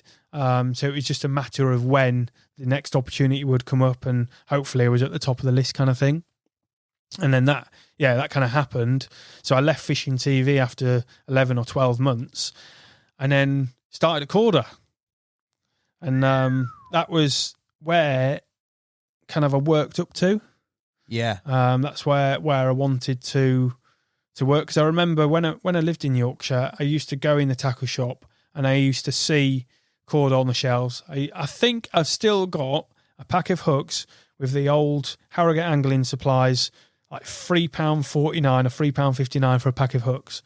So I always knew Korda from when I did all my fishing, and that's what you aspire to, work somewhere that, if you've got an interest in it, it's like, I want to work at Korda. Yeah. Like, if I like rockets, I'd want to go and work at like NASA. Or go and work at SpaceX or something. It's the same with fishing. Yeah. Like, I want to go and work at Korda. Yeah. That's what I want to do. Yeah. It could have been any of the companies, to be honest. But Ali was very switched on with what he was doing. What was your impression of Ali because obviously, like, there's getting jobs and there's key sort of significant people within that sort of pathway for every individual that's involved in the industry. Yeah. Your experiences of Ali in terms of a working sense, not in terms of on the bank sort of going for a session with him or being mates with him, but you coming in and he's essentially head of the team. Yeah, he's quite intense, but it's not. He's very easy to work with, but he's difficult as well, because he's got certain. The only reason he's got to where he is because he's got certain levels he works to. So if something's not quite right, he'll tell you, and he won't just go like, "You just need to do this." He'll be like, "This needs to change," like, and it's quite stern. Yeah. But then that's how you learn. Like, if something's not quite right in an edit, like, I could send him a trailer over for a film, and it's not quite right. He'd tell you in a way that you're like, yeah, this definitely needs to change, but it'd be constructive about it. It'd tell you what you need to do, not just you need to change it. Yeah. Like, this is what you should do. Because at the time, even though I worked at Fishing TV, working at Korda, I was still learning. Yeah, like, the first big job I had at Korda was going to Lake Balaton in Hungary, doing the first ever monster carp. What a first job that is, mate. Yeah. Like, deep end or what? Because that would have been... Would that have been the first series? That would have been the early days, Monster Carp. First season of Monster Carp. So I came in, their plan was to do Monster Carp, the first series of it, and they had a small team to do it. When I say small, it's still about a dozen people. Yeah. But I got the position of... Actually, no, tell you what, Mike Lavis wasn't there, because he was a more senior cameraman than me. So Mike Lavis came in after me. And that's the reason why it was myself and Matt Ford doing the main cameras on the first Monster Carp shoot. And that's throwing myself in the deep end, like, to the max. Like, it was, we got into Hungary, and the first bit of filming we did was in Budapest. So in the centre. And we were on a big bridge, people everywhere, and we're like, everyone's looking at you because you've got all these cameras. and we're trying to film. I'm on this bridge that's like feels like we're wobbling all over the shop. I'm looking for a camera that I'm not too familiar with. This is going on ITV. No. I'm like, hope this is good. Hope I'm shooting it sharp. Hope it's like recording. But, you know, fortunately it was. And that shoot went well to a degree because there were certain things that didn't go so well. What didn't go well? We crashed a very expensive drone.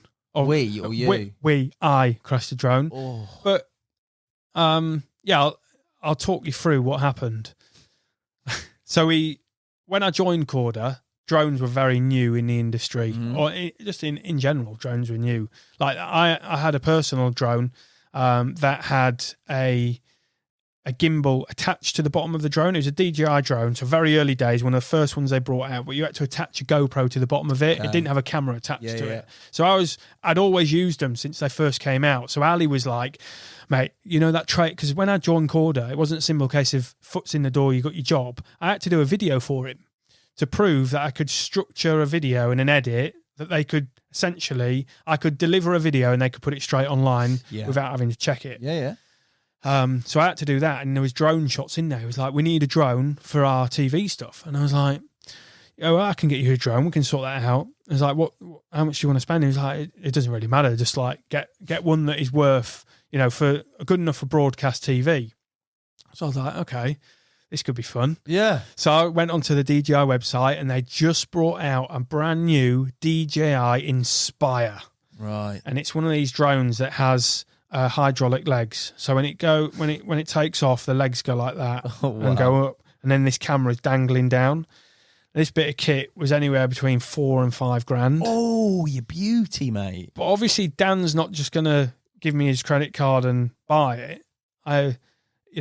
Ali was like, let's get some information up about the drone and like let us know when you're ready, and we'll go upstairs and we'll speak to Damo and Dan about the drone and see if we can get one. So it turned out that I've got to try and pitch it to Dan and Damo that we should get this drone. I didn't know if Dan or Damo actually wanted a drone and wanted to spend this kind of money. I don't know if they thought it was going to cost £500, not $5,000. So you've just been rolled into the lines then, haven't you? Yeah, it was like, it could have been one of those times where, because they like to have a laugh there, like you guys do here. Like there's times where, like in the marketing department, they've maybe do this before you put this out. Yeah, I'll get to these this. guys. So put some sellotape over the door. Like clear sellotape over the door, so they just walk straight into it. So they used to do that to Spooner, but Spooner's so switched on. He's like, you can't see this tape, but he knew he was on the same wavelength. We'd film it with our phones just down there, and like wait for someone to come in, and then he'd just duck under. It's like, how does he know? Play, well in. Yeah, but we get other people. But back to the drone. So I got all the information up, went upstairs into Dan and Damo's like little meeting room, just a round table, 4 chairs. Me, Ali, Dan, Damo, me with my computer with some information, a trailer that DJI have put out about this new drone that's just come out. And I don't like it already. Ali's like, Scott wants to show you this drone that we should get for the TV stuff. It's like, yeah, this drone's amazing. It'll do everything that we need. And I was like, Dan was like, yeah, show us what it can do. So I pressed play, and it literally played for 10 seconds. And Dan was like, just get it. He didn't know the price. He's like, just get it. Like, so we just bought it. Obviously they knew the price when we went to buy it. But we ended up buying this drone that was, really high spec at the time for I mean, it still probably would be now. So we took that over to Hungary, or I took that over to Hungary to shoot all the nice aerial shots. And it was going really well for about 6 or 7 days. And then they were fishing 300 to 400 meters out. Yeah, Balaton's a big old sheet, isn't it? Yeah, so I think it's 12,000 acres. Yeah. So you can fit the body of water inside the M25. So it's very, very big. The crazy thing is, the average depth is 12 foot. Is it only 12 foot? Across the whole lake, it's 12 foot. So no matter where you are, you're not fishing in any more than 12 foot. That's a blessing. It is for what happened next. Yeah. Oh God. So we ended up, I think Dovey, Ali and Spooner, I think it was, were out playing a fish. They landed a fish, and I was getting the nice scenics, like the sun was setting. I was getting nice scenic shots of them with the fish going, yeah, I got one. In the net, you could see the fish. And the drone's just like hovering. And then I was about to bring the drone back. And the drone just started going like this, just doing weird stuff. And the controller wasn't responding. The battery was fine. It was getting low, but it was okay. I was like, what's going on here? I can't do anything. Oh, no. And the drone ended up doing, on the controller, for those that haven't used a drone, you've got what you can see through the camera, and you've got a GPS map. So you can click on the map and it shows you the position of the drone. So I had no control over this drone, and it did basically a mirror image of what it was meant to. So for some reason, it decided to return to home. And that's what it does when the battery is quite low or it loses connection. And that's what happened. It lost connection. So it did a mirror image. If you look at the map, it basically went up and down a little bit. And then we filmed it on the broadcast cameras because like, this is going down. Like, this is going in. Yeah. And it just the landing gears go like this. I'm like, oh no. Lights flashing. You just get on a boat with a net. How far away? Oh no, like 100. It goes 100, 200 meters away. Oh no. So anyway, it just goes down slowly, and you just see it go into the lake. And I'm like, heart sinks. You've literally just started at Korda. You've crashed a drone that's $4,000 or $5,000, and it's I'm like, done here, lads. It's been a great yeah, one. yeah. It's like, how am I going to get out of this? Luckily, we were near the end of the shoot. We had 2 days left. We got a lot of the shots we needed, like the scenic shots and Did stuff. you recover all the shots? Yeah. I backed it up every day, and that's the important thing. If you ever get into this, back up your stuff every day. If you don't, because we went, I did Big Fish Off, and we did shark fishing off Key West, and I also killed an FS7 at the time. That was about 10 grand set up probably. I was going to say that's more expensive than a drone. Yeah, so that luckily we had insurance for that. We had good insurance, but what'd you do? No, so we're filming sharks. So they had a shark on, and I'm getting the B-roll slow-mo cool shots, but we're on a big swell like this, and I'm hanging over the edge because we're trying to get the fish coming into the edge. So I'm hanging over the side of the boat while the boat's going like this with sharks below you. And the swell basically sinks half the FS7 into salt water. And in that instance, I was told to get that shot. So it's not, we're working at the extremes. Like we're in a challenging environment. Stuff like this is going to happen. Like whenever some of the new guys joined Korda at the time and they were learning to fly drones, I said to them, you will crash the drone. It's not a matter of like it's when, like you will crash it. Just be prepared, because flying the drones is no problem. Like they almost fly themselves to a degree. It's like using a PlayStation, but it's knowing what happens when something goes wrong. Like you lose connection or a big rainstorm comes in. It's like knowing how you can get out of it quickly and safely. That's the biggest problem. But something like that, when a director says get a shot over the side of the boat, you get the shot. If the camera goes underwater, get a GoPro, put it on a stick, and dunk it in the water. Yeah, you could have done. Yeah, but it's much better in 120 frames seconds. Is it? Yeah, it's probably. TV, yeah, mate. but one of the best things, very quickly, actually, one of the best shots. If you were to ask me what is the best shot I've filmed, What is the best shot you filmed? the best shot I've filmed is when we were at Key West. It's not cinematically, it's not the best shot, but I was flying the drone.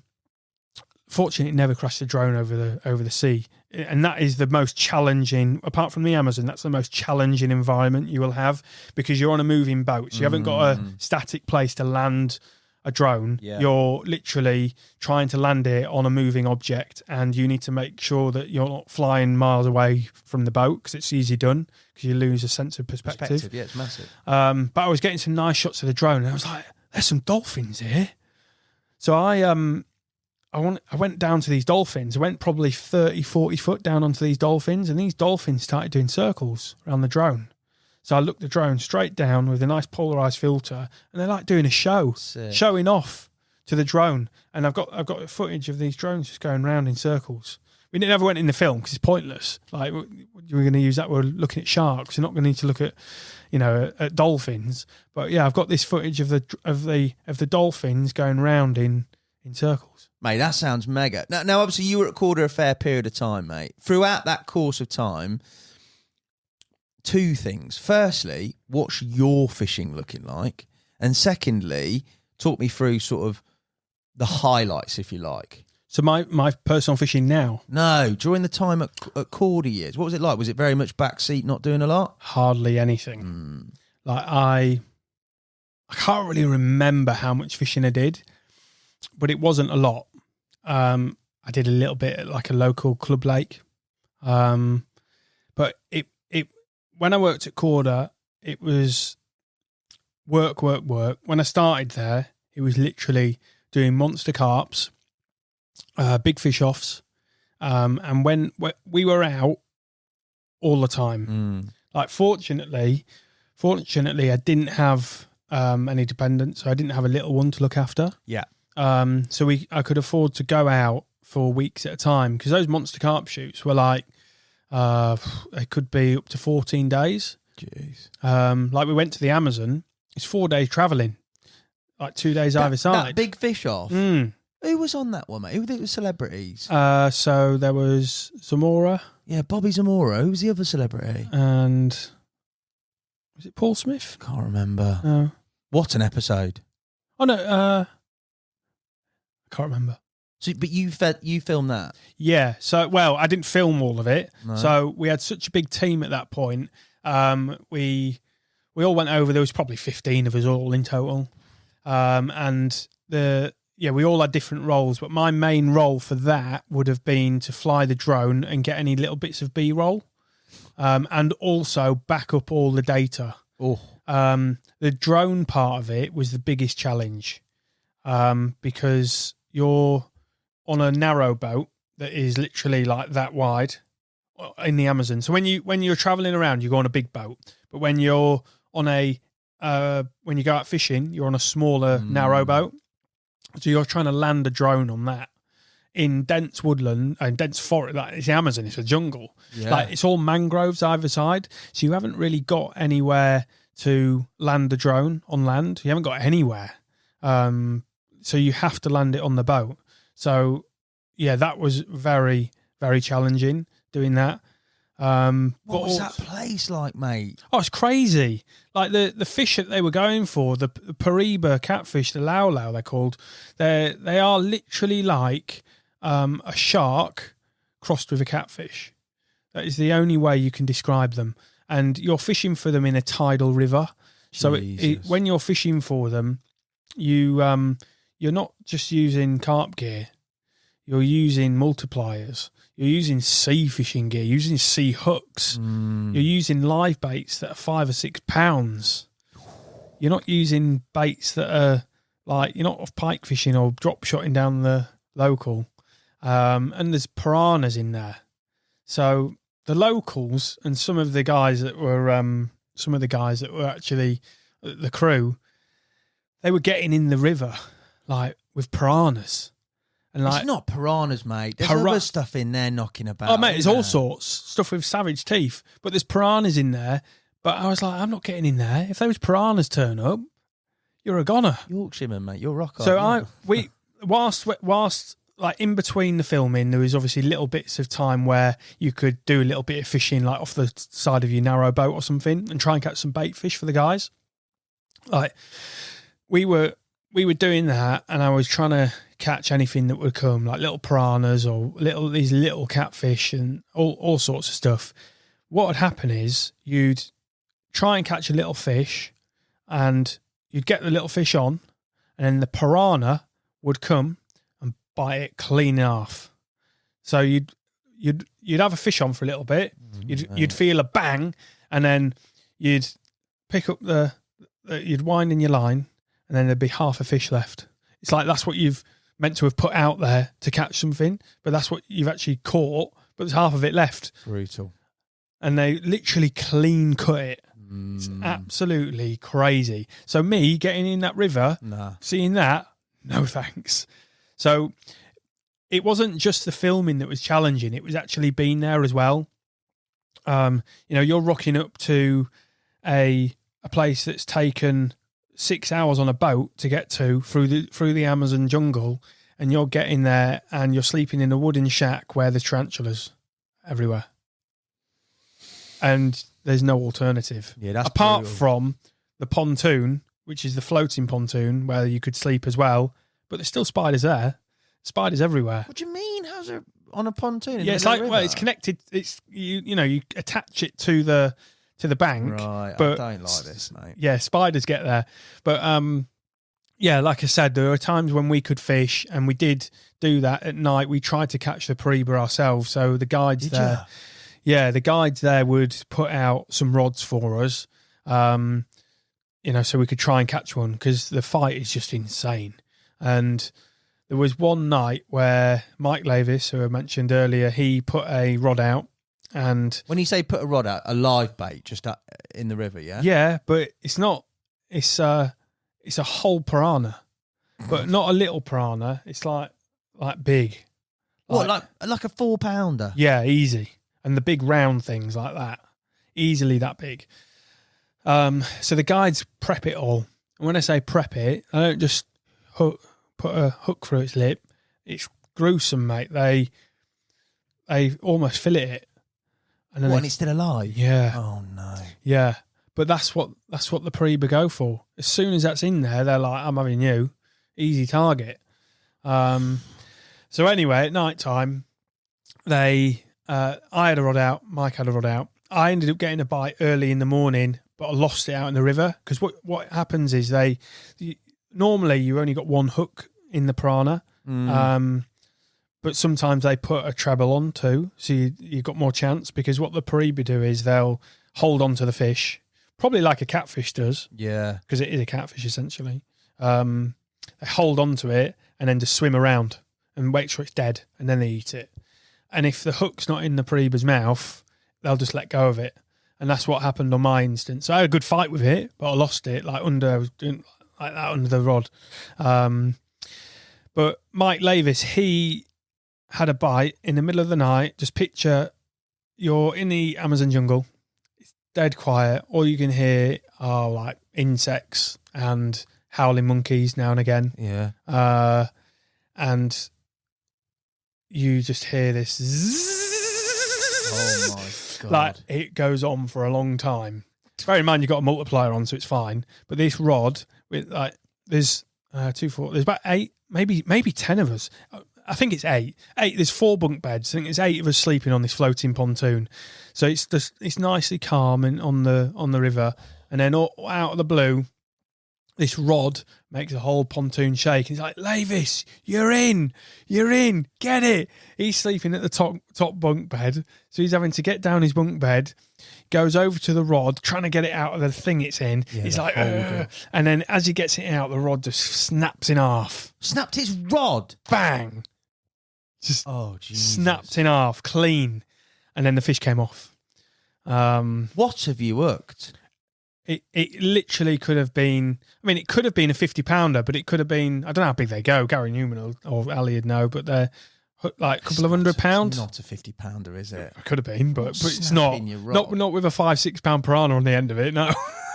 Oh, that is animal, isn't it? But it's an experience. We went and did peacock bass fishing, which is good, because you have to be really, you can't just cast it out and catch one. You have to cast in the right places for the peacock bass, and we learned all about that. So as well as going there and the experience of filming there, having the chance to fish was a real luxury. And if it wasn't for Korda, there aren't many other companies that go and do that kind of stuff. So really privileged really to go and do that. And I was probably at Korda in the heyday of the big fish offs and the monster carps at the right time, because I don't know where it's going with the TV stuff, like if that'll continue, especially the big fish off stuff, which was good fun to do as well. That's never come back, has it? I can't think when that ended, but it's not come back, has it? But yeah, doing the monster carp stuff is great. Like some of the travelling we do, the Amazon was a great one. Going to Japan was good. We ate insects. What did you eat? They were like Locust, crickets? Yeah, maybe locust. Yeah, but that kind of stuff. What do they go like? Just they're all right. Just don't really taste or anything. But they sit there and eat them for dinner, like as a snack before they eat like the main course of probably some other weird animal. But you had to try it. We didn't have to, but like Sean. Have you met Sean Ladd? No. Sean Ladd. His name kind of is you. If you meet Sean Ladd, like his name suits him very well. He's very lad by name, lad by nature. Yeah, he's not. He's one of those guys that if he says no, it means no. Ali's not going to turn him round and make him change his mind. He's very stern. Right. But like, things like that, he wouldn't try. He likes like Sean likes going and traveling to those kind of places. Okay. And experiencing them. But there's certain things, as with anyone, that you wouldn't do. And one of those was eating insects. But like going up Mount Fuji, on the last day we went halfway up Mount Fuji, Ali was like, mate, fly the drone. It's a protected area with signs everywhere. Yeah. Do not fly the drone. Scott, fly the drone. It's like, really? Like there's a guy screaming at him, do not fly the drone. If you fly the drone, we're in trouble. So luckily, I don't think I flew it in the end. Oh no, I think I might have. Oh, you rebel, mate. Yeah. Don't say that. I think the end. They'll be after you. Well, the end shot. Someone flew it. Yeah. It found its way into the air. Yeah. But yeah, again, flying at places like that with the scenery you had was just, really good to do that kind of stuff. Yeah. So we did Japan, South Africa, went on safari. That was good. Seeing the lions and all that stuff. It's just experiences you don't get to do. But that led on to me whilst working at Korda and doing all of that. It also meant that someone had to manage the masterclass and the Think and Tackle projects or oversee them to make sure that they met their deadlines, which they worked to quite strictly. Masterclass was translated into 15 odd languages. So you have to work with a translator and also some of the translators individually to get everything over the line. So by the time I left Korda, that was one of my roles, was to not completely manage, but to oversee that. Like if any questions got asked, they would kind of, John Wilkes, the manager there, he would go, what's the crack with this, Scott, kind of thing. So that was quite a, fortunate position I found myself in. I was managing these projects. So clearly Ali and the other guys there thought I was in a good enough position to do that, which was quite good. Mate, why and how have you then got to the point where you've gone out with Carp Fix? That's where I was doing some notes about this whilst I was at Grenville, and then Chloe looked at it last night, and then I had Carp Fix, and then I thought he's probably going to ask, why did you start Carp Fix? I literally had on the note, I don't know why I started Carp Fix. That is a massive, you've made a lot of headway, a lot of calls, but you said at the start of this section with Korda, that was your dream, to go to work for Korda, one of the big boys in the industry. You bought your tackle, you got your little Harrogate sticker on your pack of hooks. that sort of lovely tale, you've made it.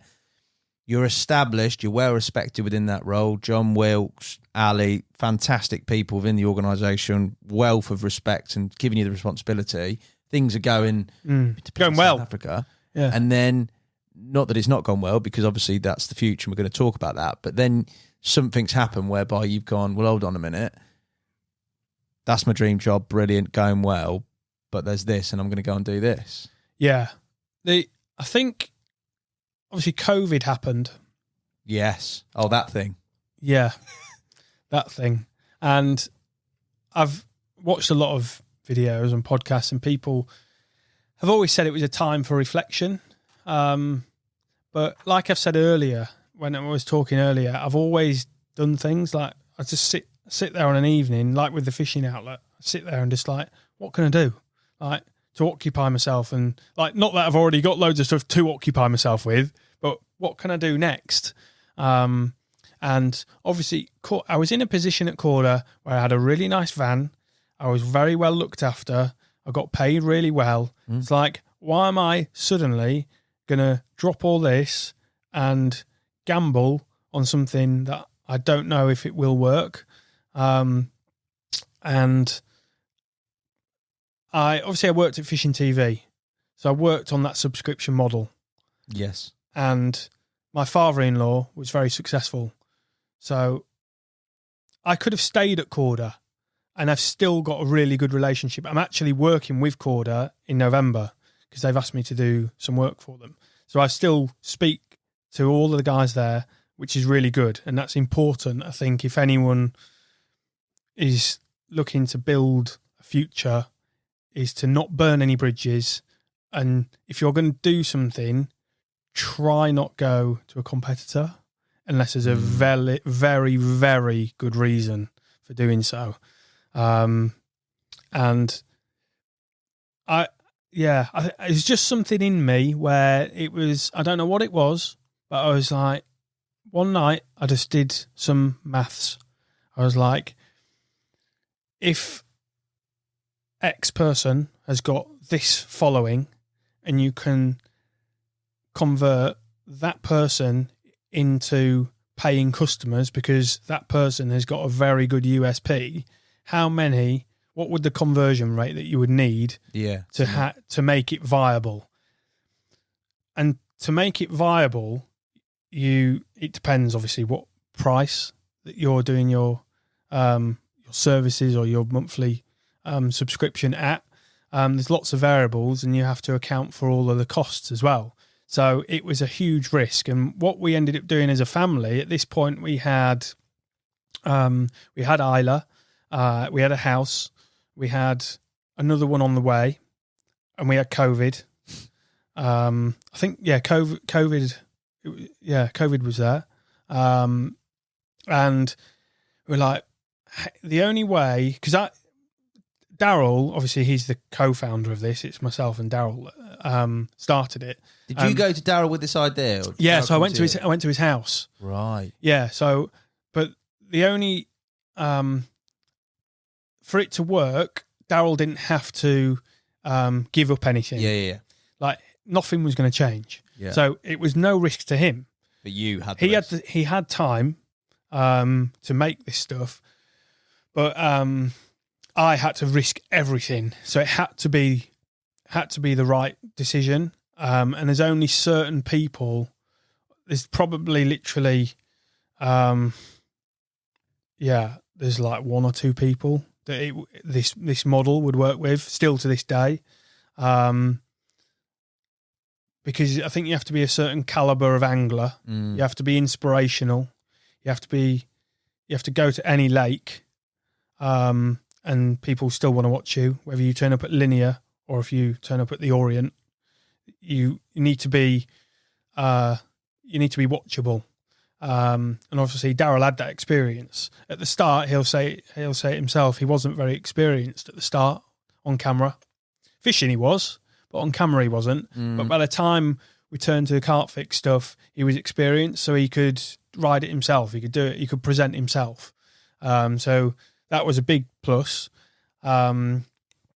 So yeah, there was lots of things to factor in, but we basically had to rent our house out and move back in with the in-laws, my in-laws, with a 2-year-old or whatever Isla was. I don't know how old Isla would have been. And then, we had to, and the cat, we had to move back in with a cat, back to the in-laws, and risk everything on people signing up. And that was a big risk. That's a massive risk, man. Yeah, because you don't know which way it's going to go. Obviously, there are companies like Fishing TV, like Elliott's Typography. Yeah. They are out there and they exist. And they obviously work, but to be sustainable, it needs to be with the right person. And Darrell was the only person. I could have approached other people, potentially, but Darrell was the right person because he lives close to me as well. But also he's got the audience. He's not just UK. He's known. Oh, yeah. We've got members around the world. Yeah. literally in Brazil, Australia. We've got people everywhere.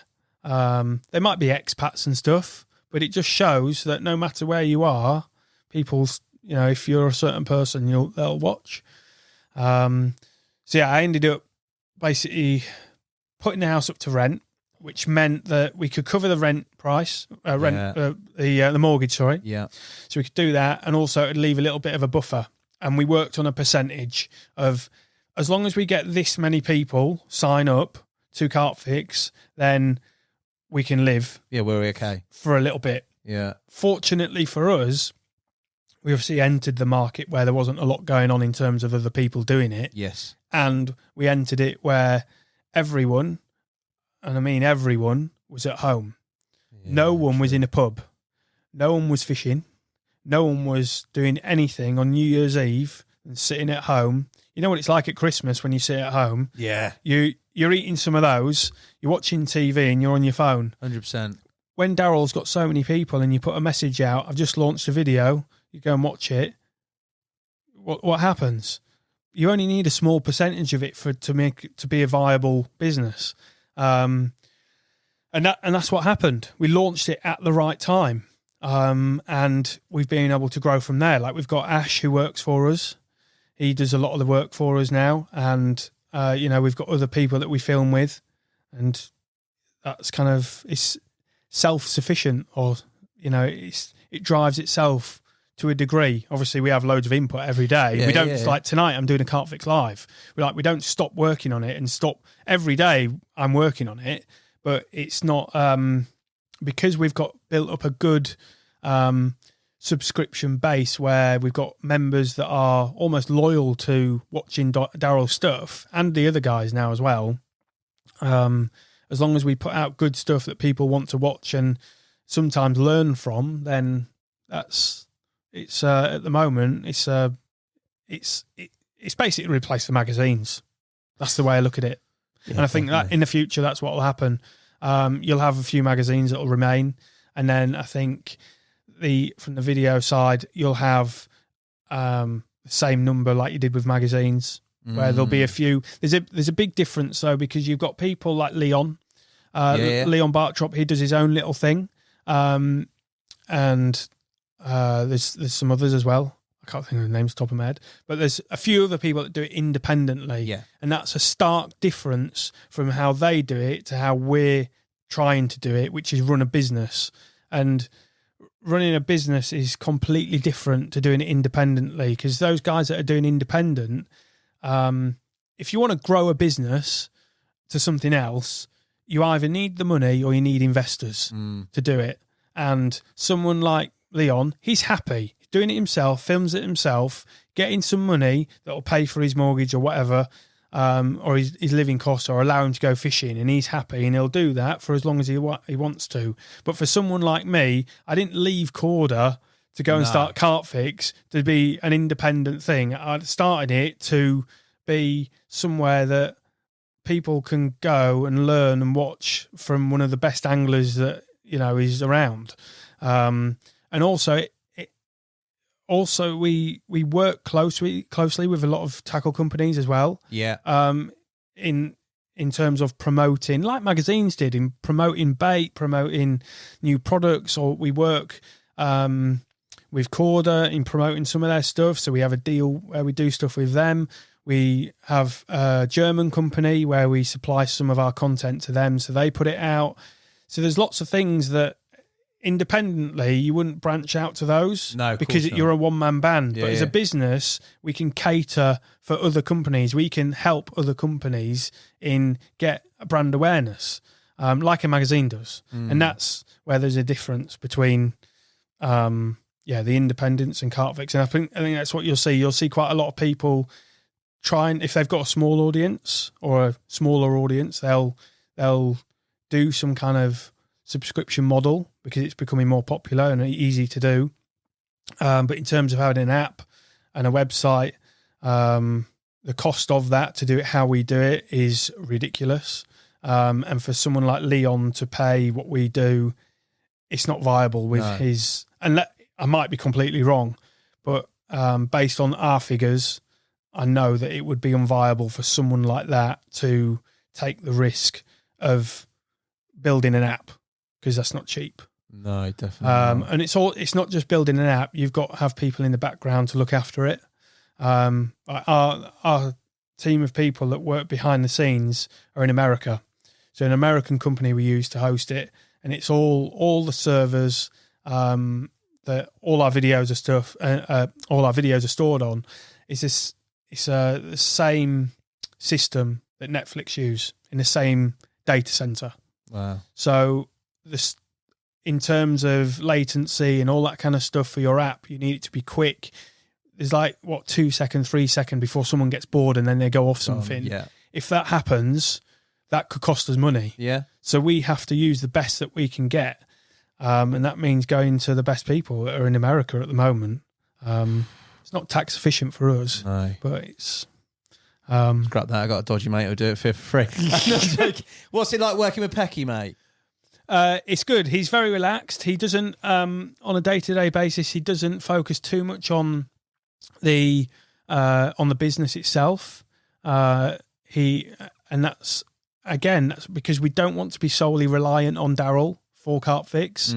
If we were, then I think it would have a negative impact, because if he was the forefront of it every single day, other companies, manufacturers that we try and help would feel like it's just Korda based or mainline based.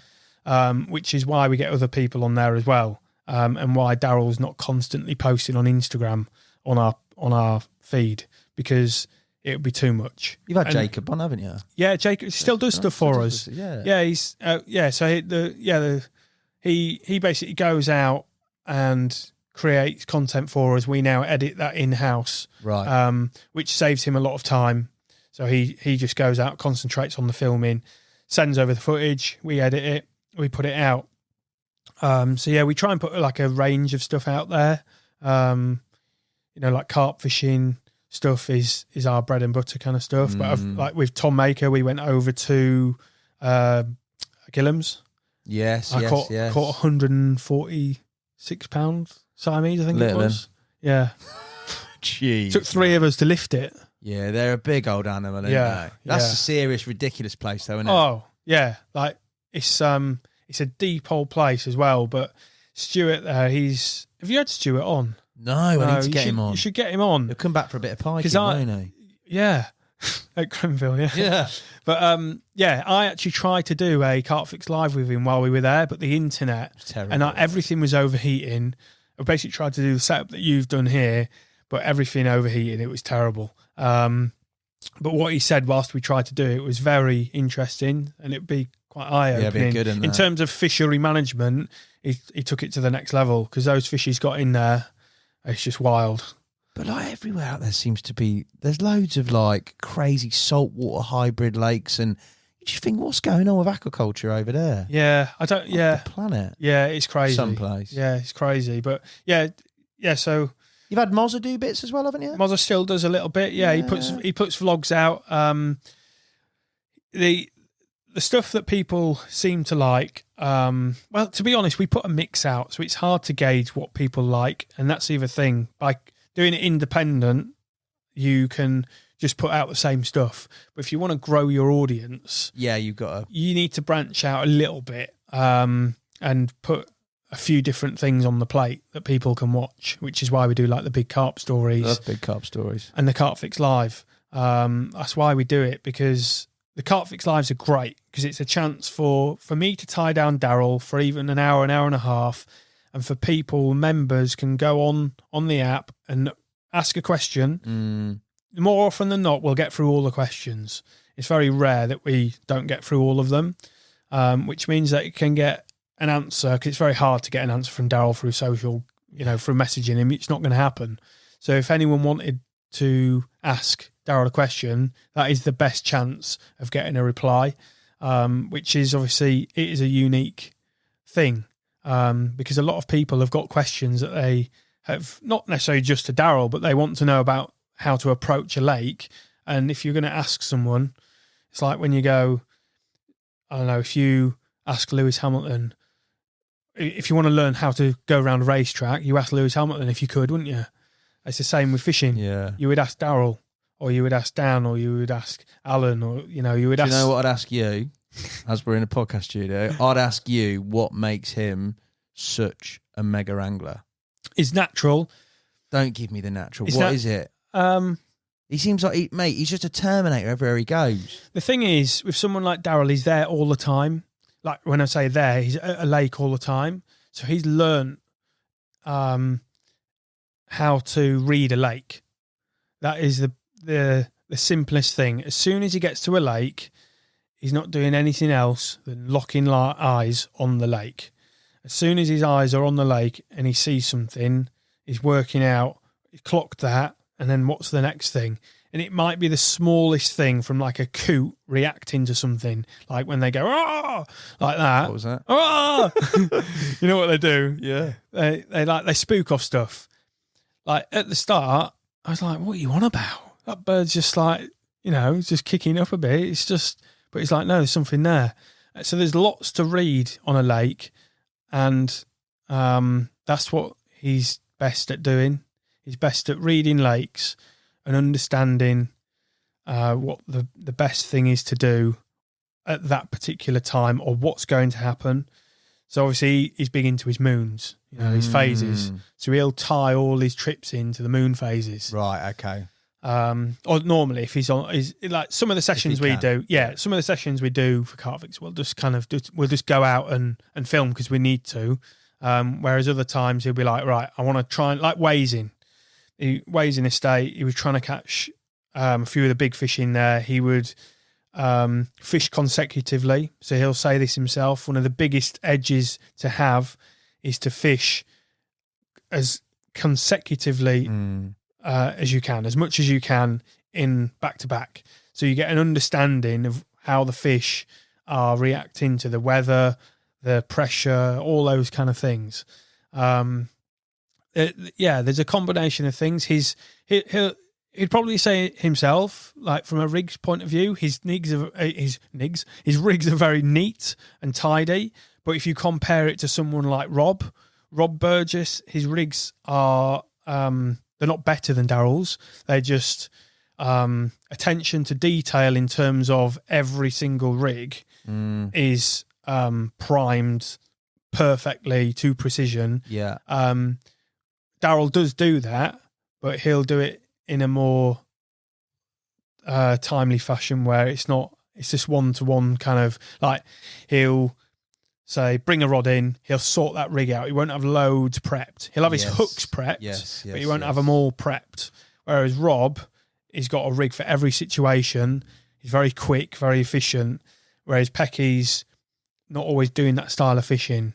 So he targets fish, or not specific fish, but he targets like targets a venue that's got a said number of fish in, and he'll just fine tune how to approach it. So he got a weakness. He seems like he can cast the lead a ridiculous amount of time. You ever seen him in a situation where like he's just, I don't know, it's either done his head in or he's lost it or anything like that? No? I mean, there's always weaknesses in people, but it's probably best for that person to... you've got out so politically there. I think Darrell's weakness, it's a very, very difficult one. The only thing... because he moves, he's got no problem with moving. I've heard this any time throughout the course of the night, whatever. And that's the thing from a cameraman point of view as well. Because this does happen. If he's with someone filming that doesn't necessarily like picking up all the gear, he'll be a little bit hesitant about not moving because they've got a lot of gear. Whereas, he knows that I don't mind moving. I'll just pick stuff up and go. So if there was a weakness, it might be that, just not saying what he wants to do. Yeah. Potentially. Like, we need to move. Like, I'll be like, yeah, let's crack on. But if it was someone else, he might have been a bit like, if he was on maybe a Korda shoot and he saw the fish the other side, it's a lot of faff picking up all this stuff when you've got a crew behind you.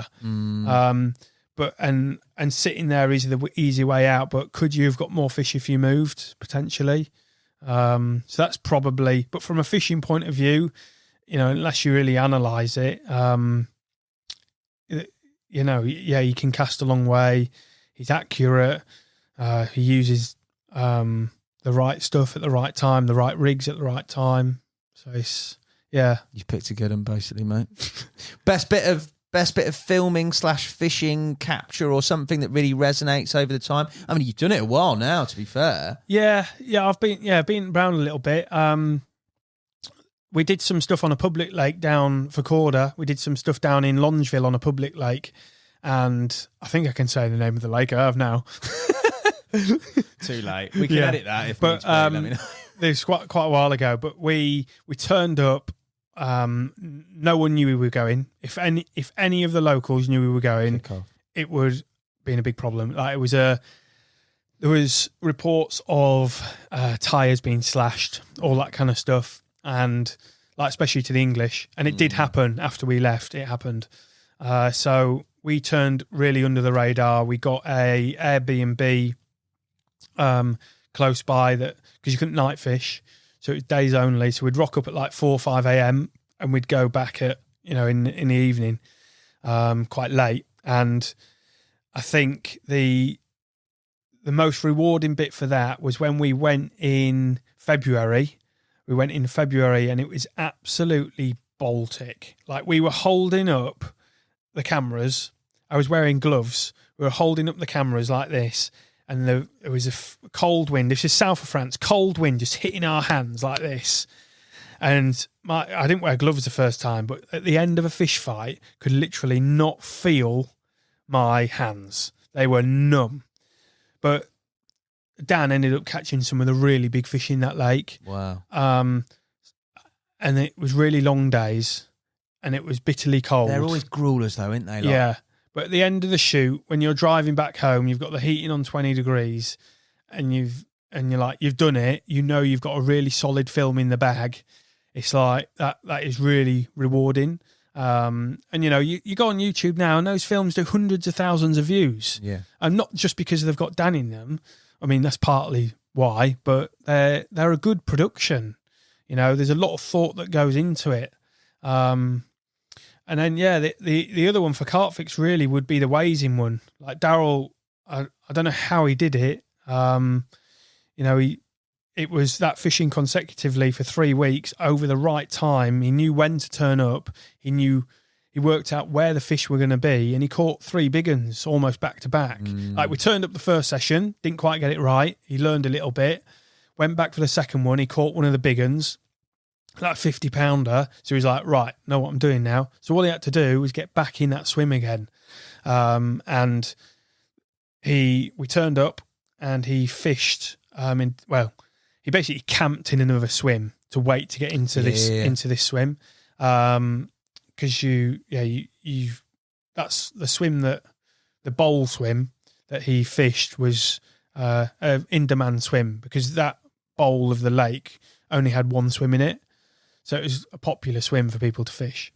So to get in that was the key to the success, because the fish weren't really in either part of the lake. So it's a matter of waiting to get back in there. One swim. And that is just where the fish were at that time of year. But yeah, he knew what to do, and he caught that big one the second time round, and then he went back, and then the third time he caught, I think it was the third time he caught the other 2 big ones. One was an upper 40 and one was a 50. And that was at the start of our Carp Fix journey as well. So for him to catch those 3 fish that were true, really sought after carp, by a lot of the members. Yeah. They were really sought after carp. And for us to capture those, everything from the take, the fight, holding it up, to capture that was, really good for Carp Fix, because from a promotion point of view, we can, it's as good as it gets from a British point of view, apart from the Burfield Common. That's it's as good as it gets.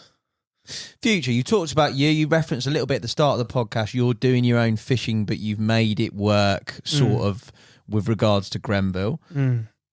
For Carp Fix, there's obviously a few more similar type subscription services, businesses, not individuals, that have come onto the market. Yeah. There's obviously typography that was there as well.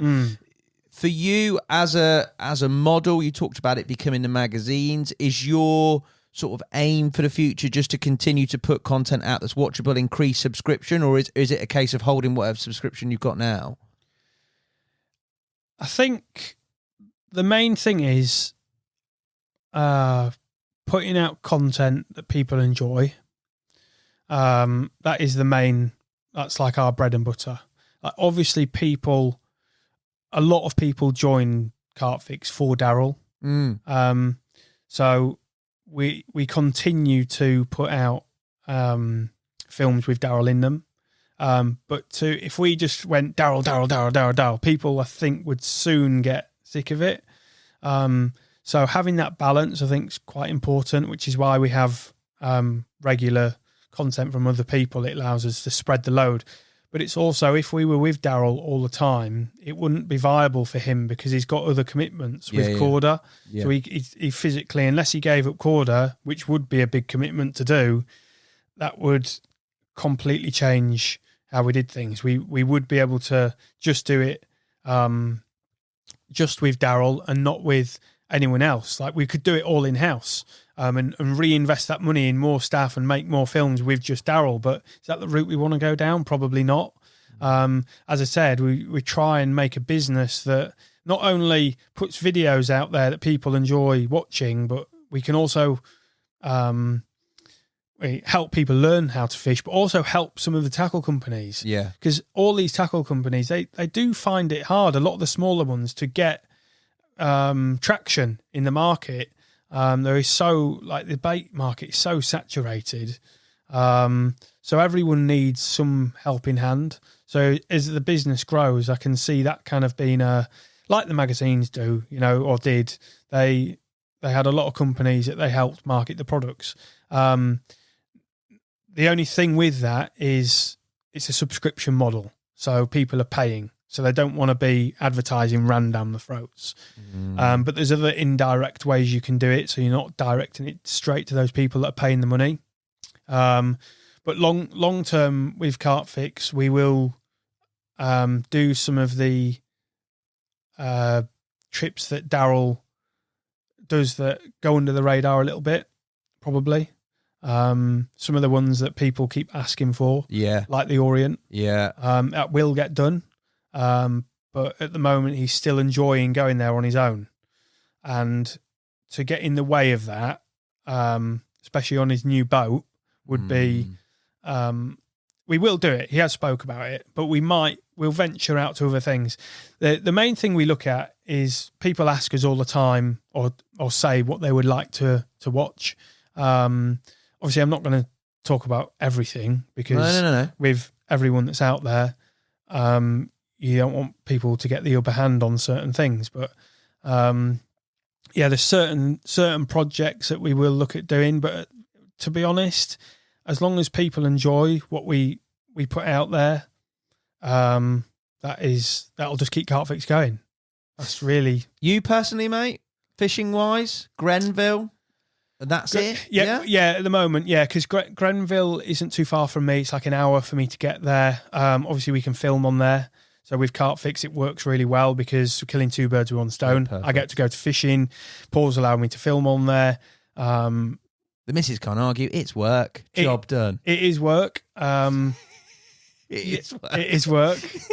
But I get to go fishing, which is the main thing. Yeah. Obviously, it's nice for CarpFix to have the luxury of being able to film on somewhere like that. The key though is, from a business point of view, doing it in-house, because you have to, from doing the fishing outlet, you have to look after your costs. If your costs go through the roof, you need to put your money in the right places. If we're paying thousands of pounds every month to have anglers on there, and they're not bringing in the numbers, there's no point in doing it. Yeah. Whereas if we go out with Darrell, which doesn't necessarily cost us money to do because he's the founder of CarpFix, and it's bringing in numbers, it's winner-winner. Yeah. It's like it's not cost us anything to do that. But that's the important thing to mention with CarpFix. We don't we go out and make a lot of content. So the money that comes in doesn't just go straight in our pockets. We reinvest it. We've got Ash, Rob, Mozza, Jacob. Not trying to justify it. We've got the app. Every month it costs a fortune to run, and I imagine that's the same as what the magazines would have had. So finding that balance. Obviously, the market is becoming saturated in areas, and that will iron out a few things in terms of knowing where our numbers stand, which is good. I think it is good to know that, because it'll know what direction we need to take, whether we need to do more with Pecky or less with Pecky, or branch out into doing not a different style of fishing, but maybe different venues, or just a different going a different route. But for now, I think it'll just remain as it is. We the stuff that we put out, generally we get good feedback. Got comments on the apps that people enjoy. Mate, it's a fascinating. Look, the more that we've gone through this, and the more I've talked about stuff with you, it's clear to see that you are mental in terms of like your drive and work ethic, because you're not busy enough with family life and one job. You've now got fishing outlet and everything else. But also that energy and that sort of enthusiasm is always really constructively used, mate, which is quite impressive, I think. Well, yeah, mate. I don't think you can say it's not productive. It's mega. Yeah. There's obviously a lot of people.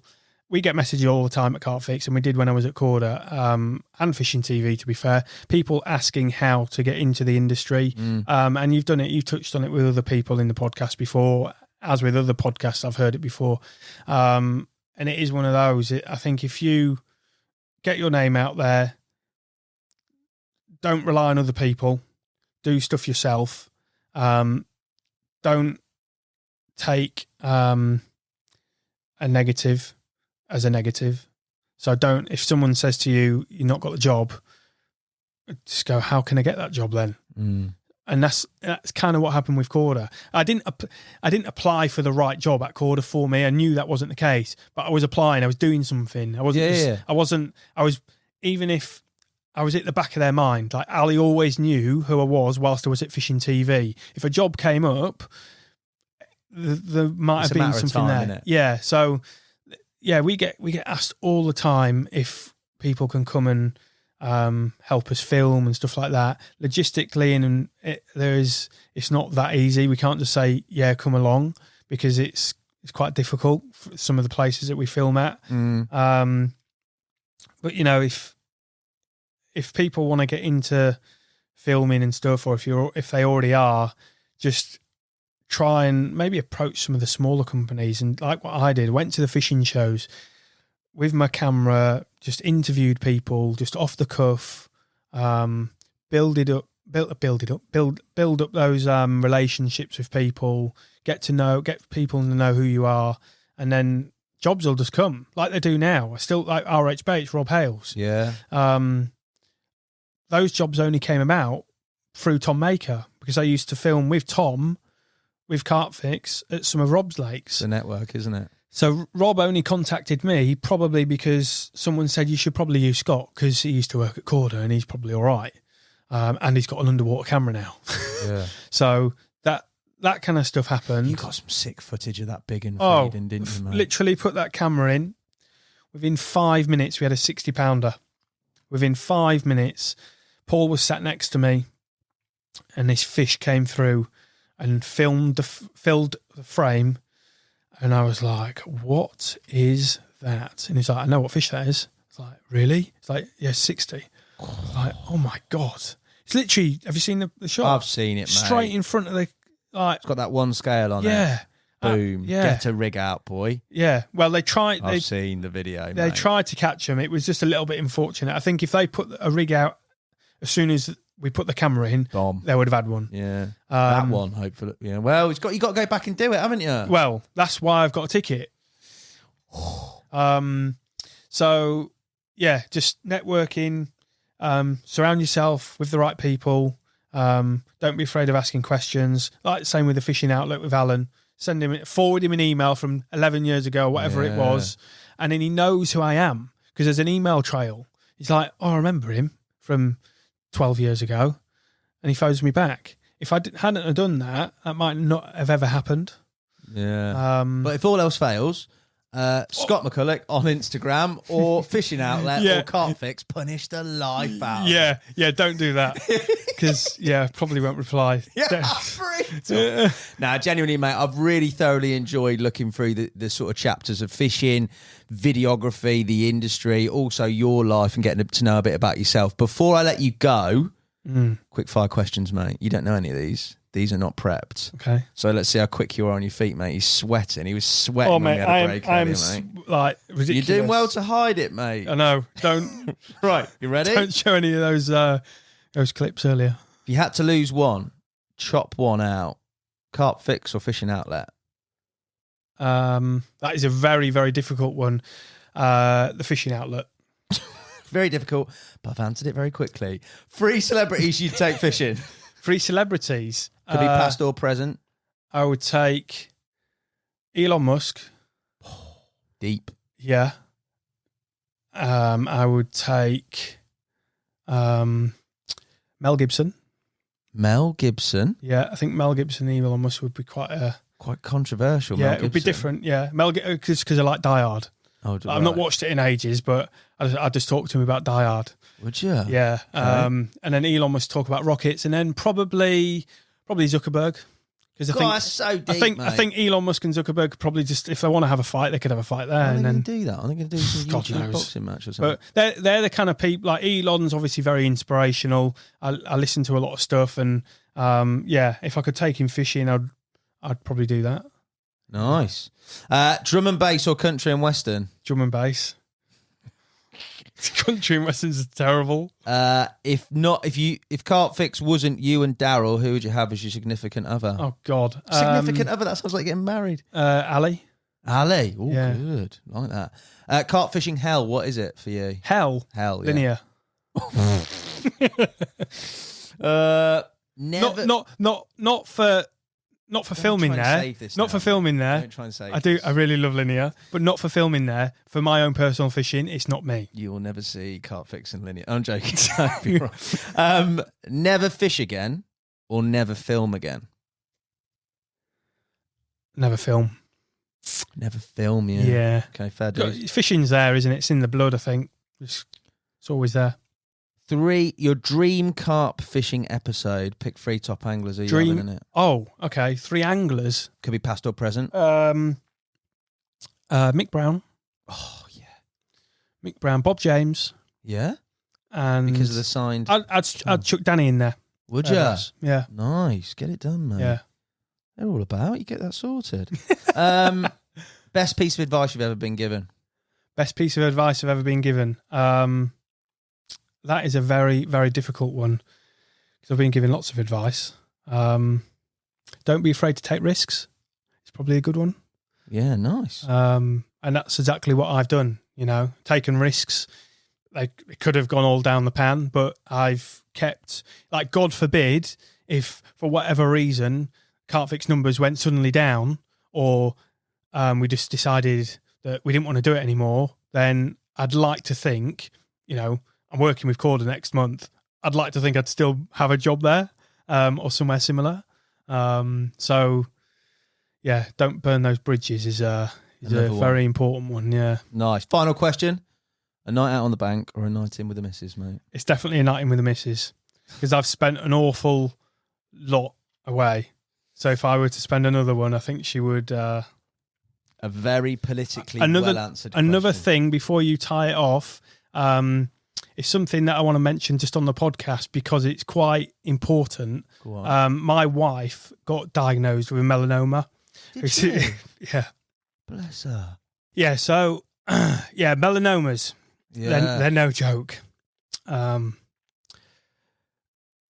We know Dan, he got a melanoma and it wasn't in his ear. So Chloe got one in her ear.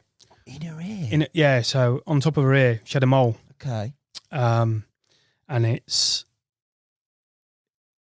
when you get told you've got cancer, Yeah.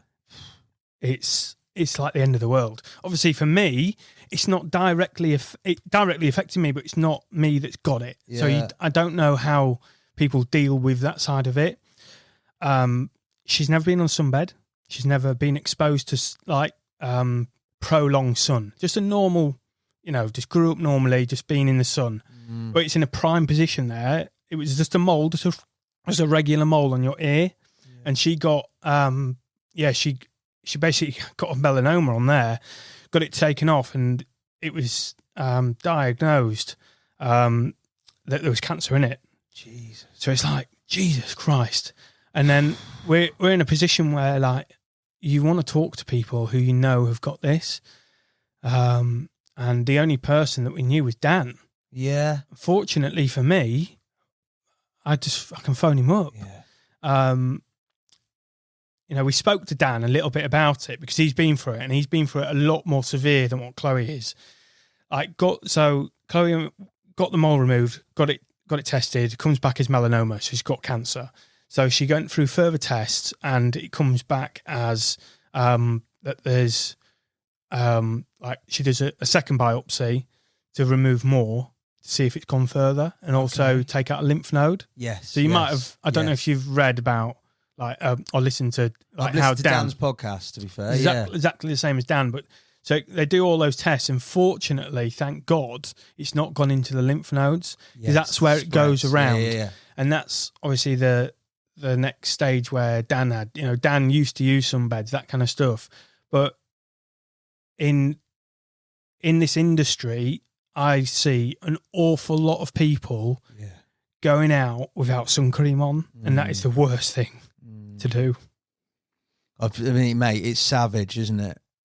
But through this type of stuff and this conversation, and bloody, I mean, it's awful that it's so close to home, literally. But it needs that awareness, mate, doesn't it? It's not just putting sun cream on either. It's just protecting yourself. That's why Dan did those long sleeve things. If you wear long sleeves, wear long trousers, don't go out in the sun for too long. If you do, make sure you've got sun cream on. Like, it's not hard for you. Luckily, Chloe's hasn't got, like, she's got we've got a family. We have to look after the family, but she hasn't got a job. If you get cancer and you've got a job and you've got no life insurance and you've got a mortgage to pay, it's a nightmare. You're finished. Yeah. You're literally, like, if you haven't got, I said to Darrell, if you're a freckly person, or if you're outdoors all the time, make sure you've got life insurance. Not for if you die, because obviously if you die, that's a different story. Yeah. But there's another level of insurance you can get. And this isn't a plug for people to go and get, because I'm not going to mention any companies, but if you're out in the sun fishing all the time, make sure you've got some kind of cover, because fortunately we had cover. Yeah. We didn't necessarily need it, but it gives you breathing space, doesn't it? In terms of if something happens. Yeah. Like, obviously it affects everyone in the family. If I needed to stop working now, it would be fine. Yeah. Like, I could take, I could take 2-3 years out if I wanted to, but without critical illness, I'd have to put myself through working. You'd have to go, exactly. I'd have to. Yeah. So I just want, because obviously this podcast goes out to a lot of people, and I think if people just, Dan obviously can make people aware, but if we can make people aware just to wear some sun cream just to prevent it a little bit, that's all you need to do. It's a very, well, thank you for sharing. It's a very personal message, and obviously we wish all the best for him, mate, and I'm sure that hopefully all will be okay, mate, and I know that, everybody's with you in terms of regards to that as well. And thank you for being so open and honest with the podcast as a whole, mate. Hopefully people learn something from it as well. Mate, they will do. They definitely will do. Things like that, sharing, that's what the podcast is all about, mate. It's awareness, it's people listening to it, it's other people's experiences and accounts, and the more open that people are, the more honest people are. I had Dave Lyons on talking about his addiction and things like that. It helps a lot of people, mate. So thank you so much for sharing that, and thank you so much for sharing the story as a whole. I'll let you grab some cakes, mate. We'll have a lovely hug and recover. We'll not sweat so much. Matt did a new T-shirt. We'll get you a Nash one, mate. That'll do you. Thank you guys for watching and listening. I'll be back soon with another podcast. Until then, Scott McCulloch, thank you very much, mate. Thank you.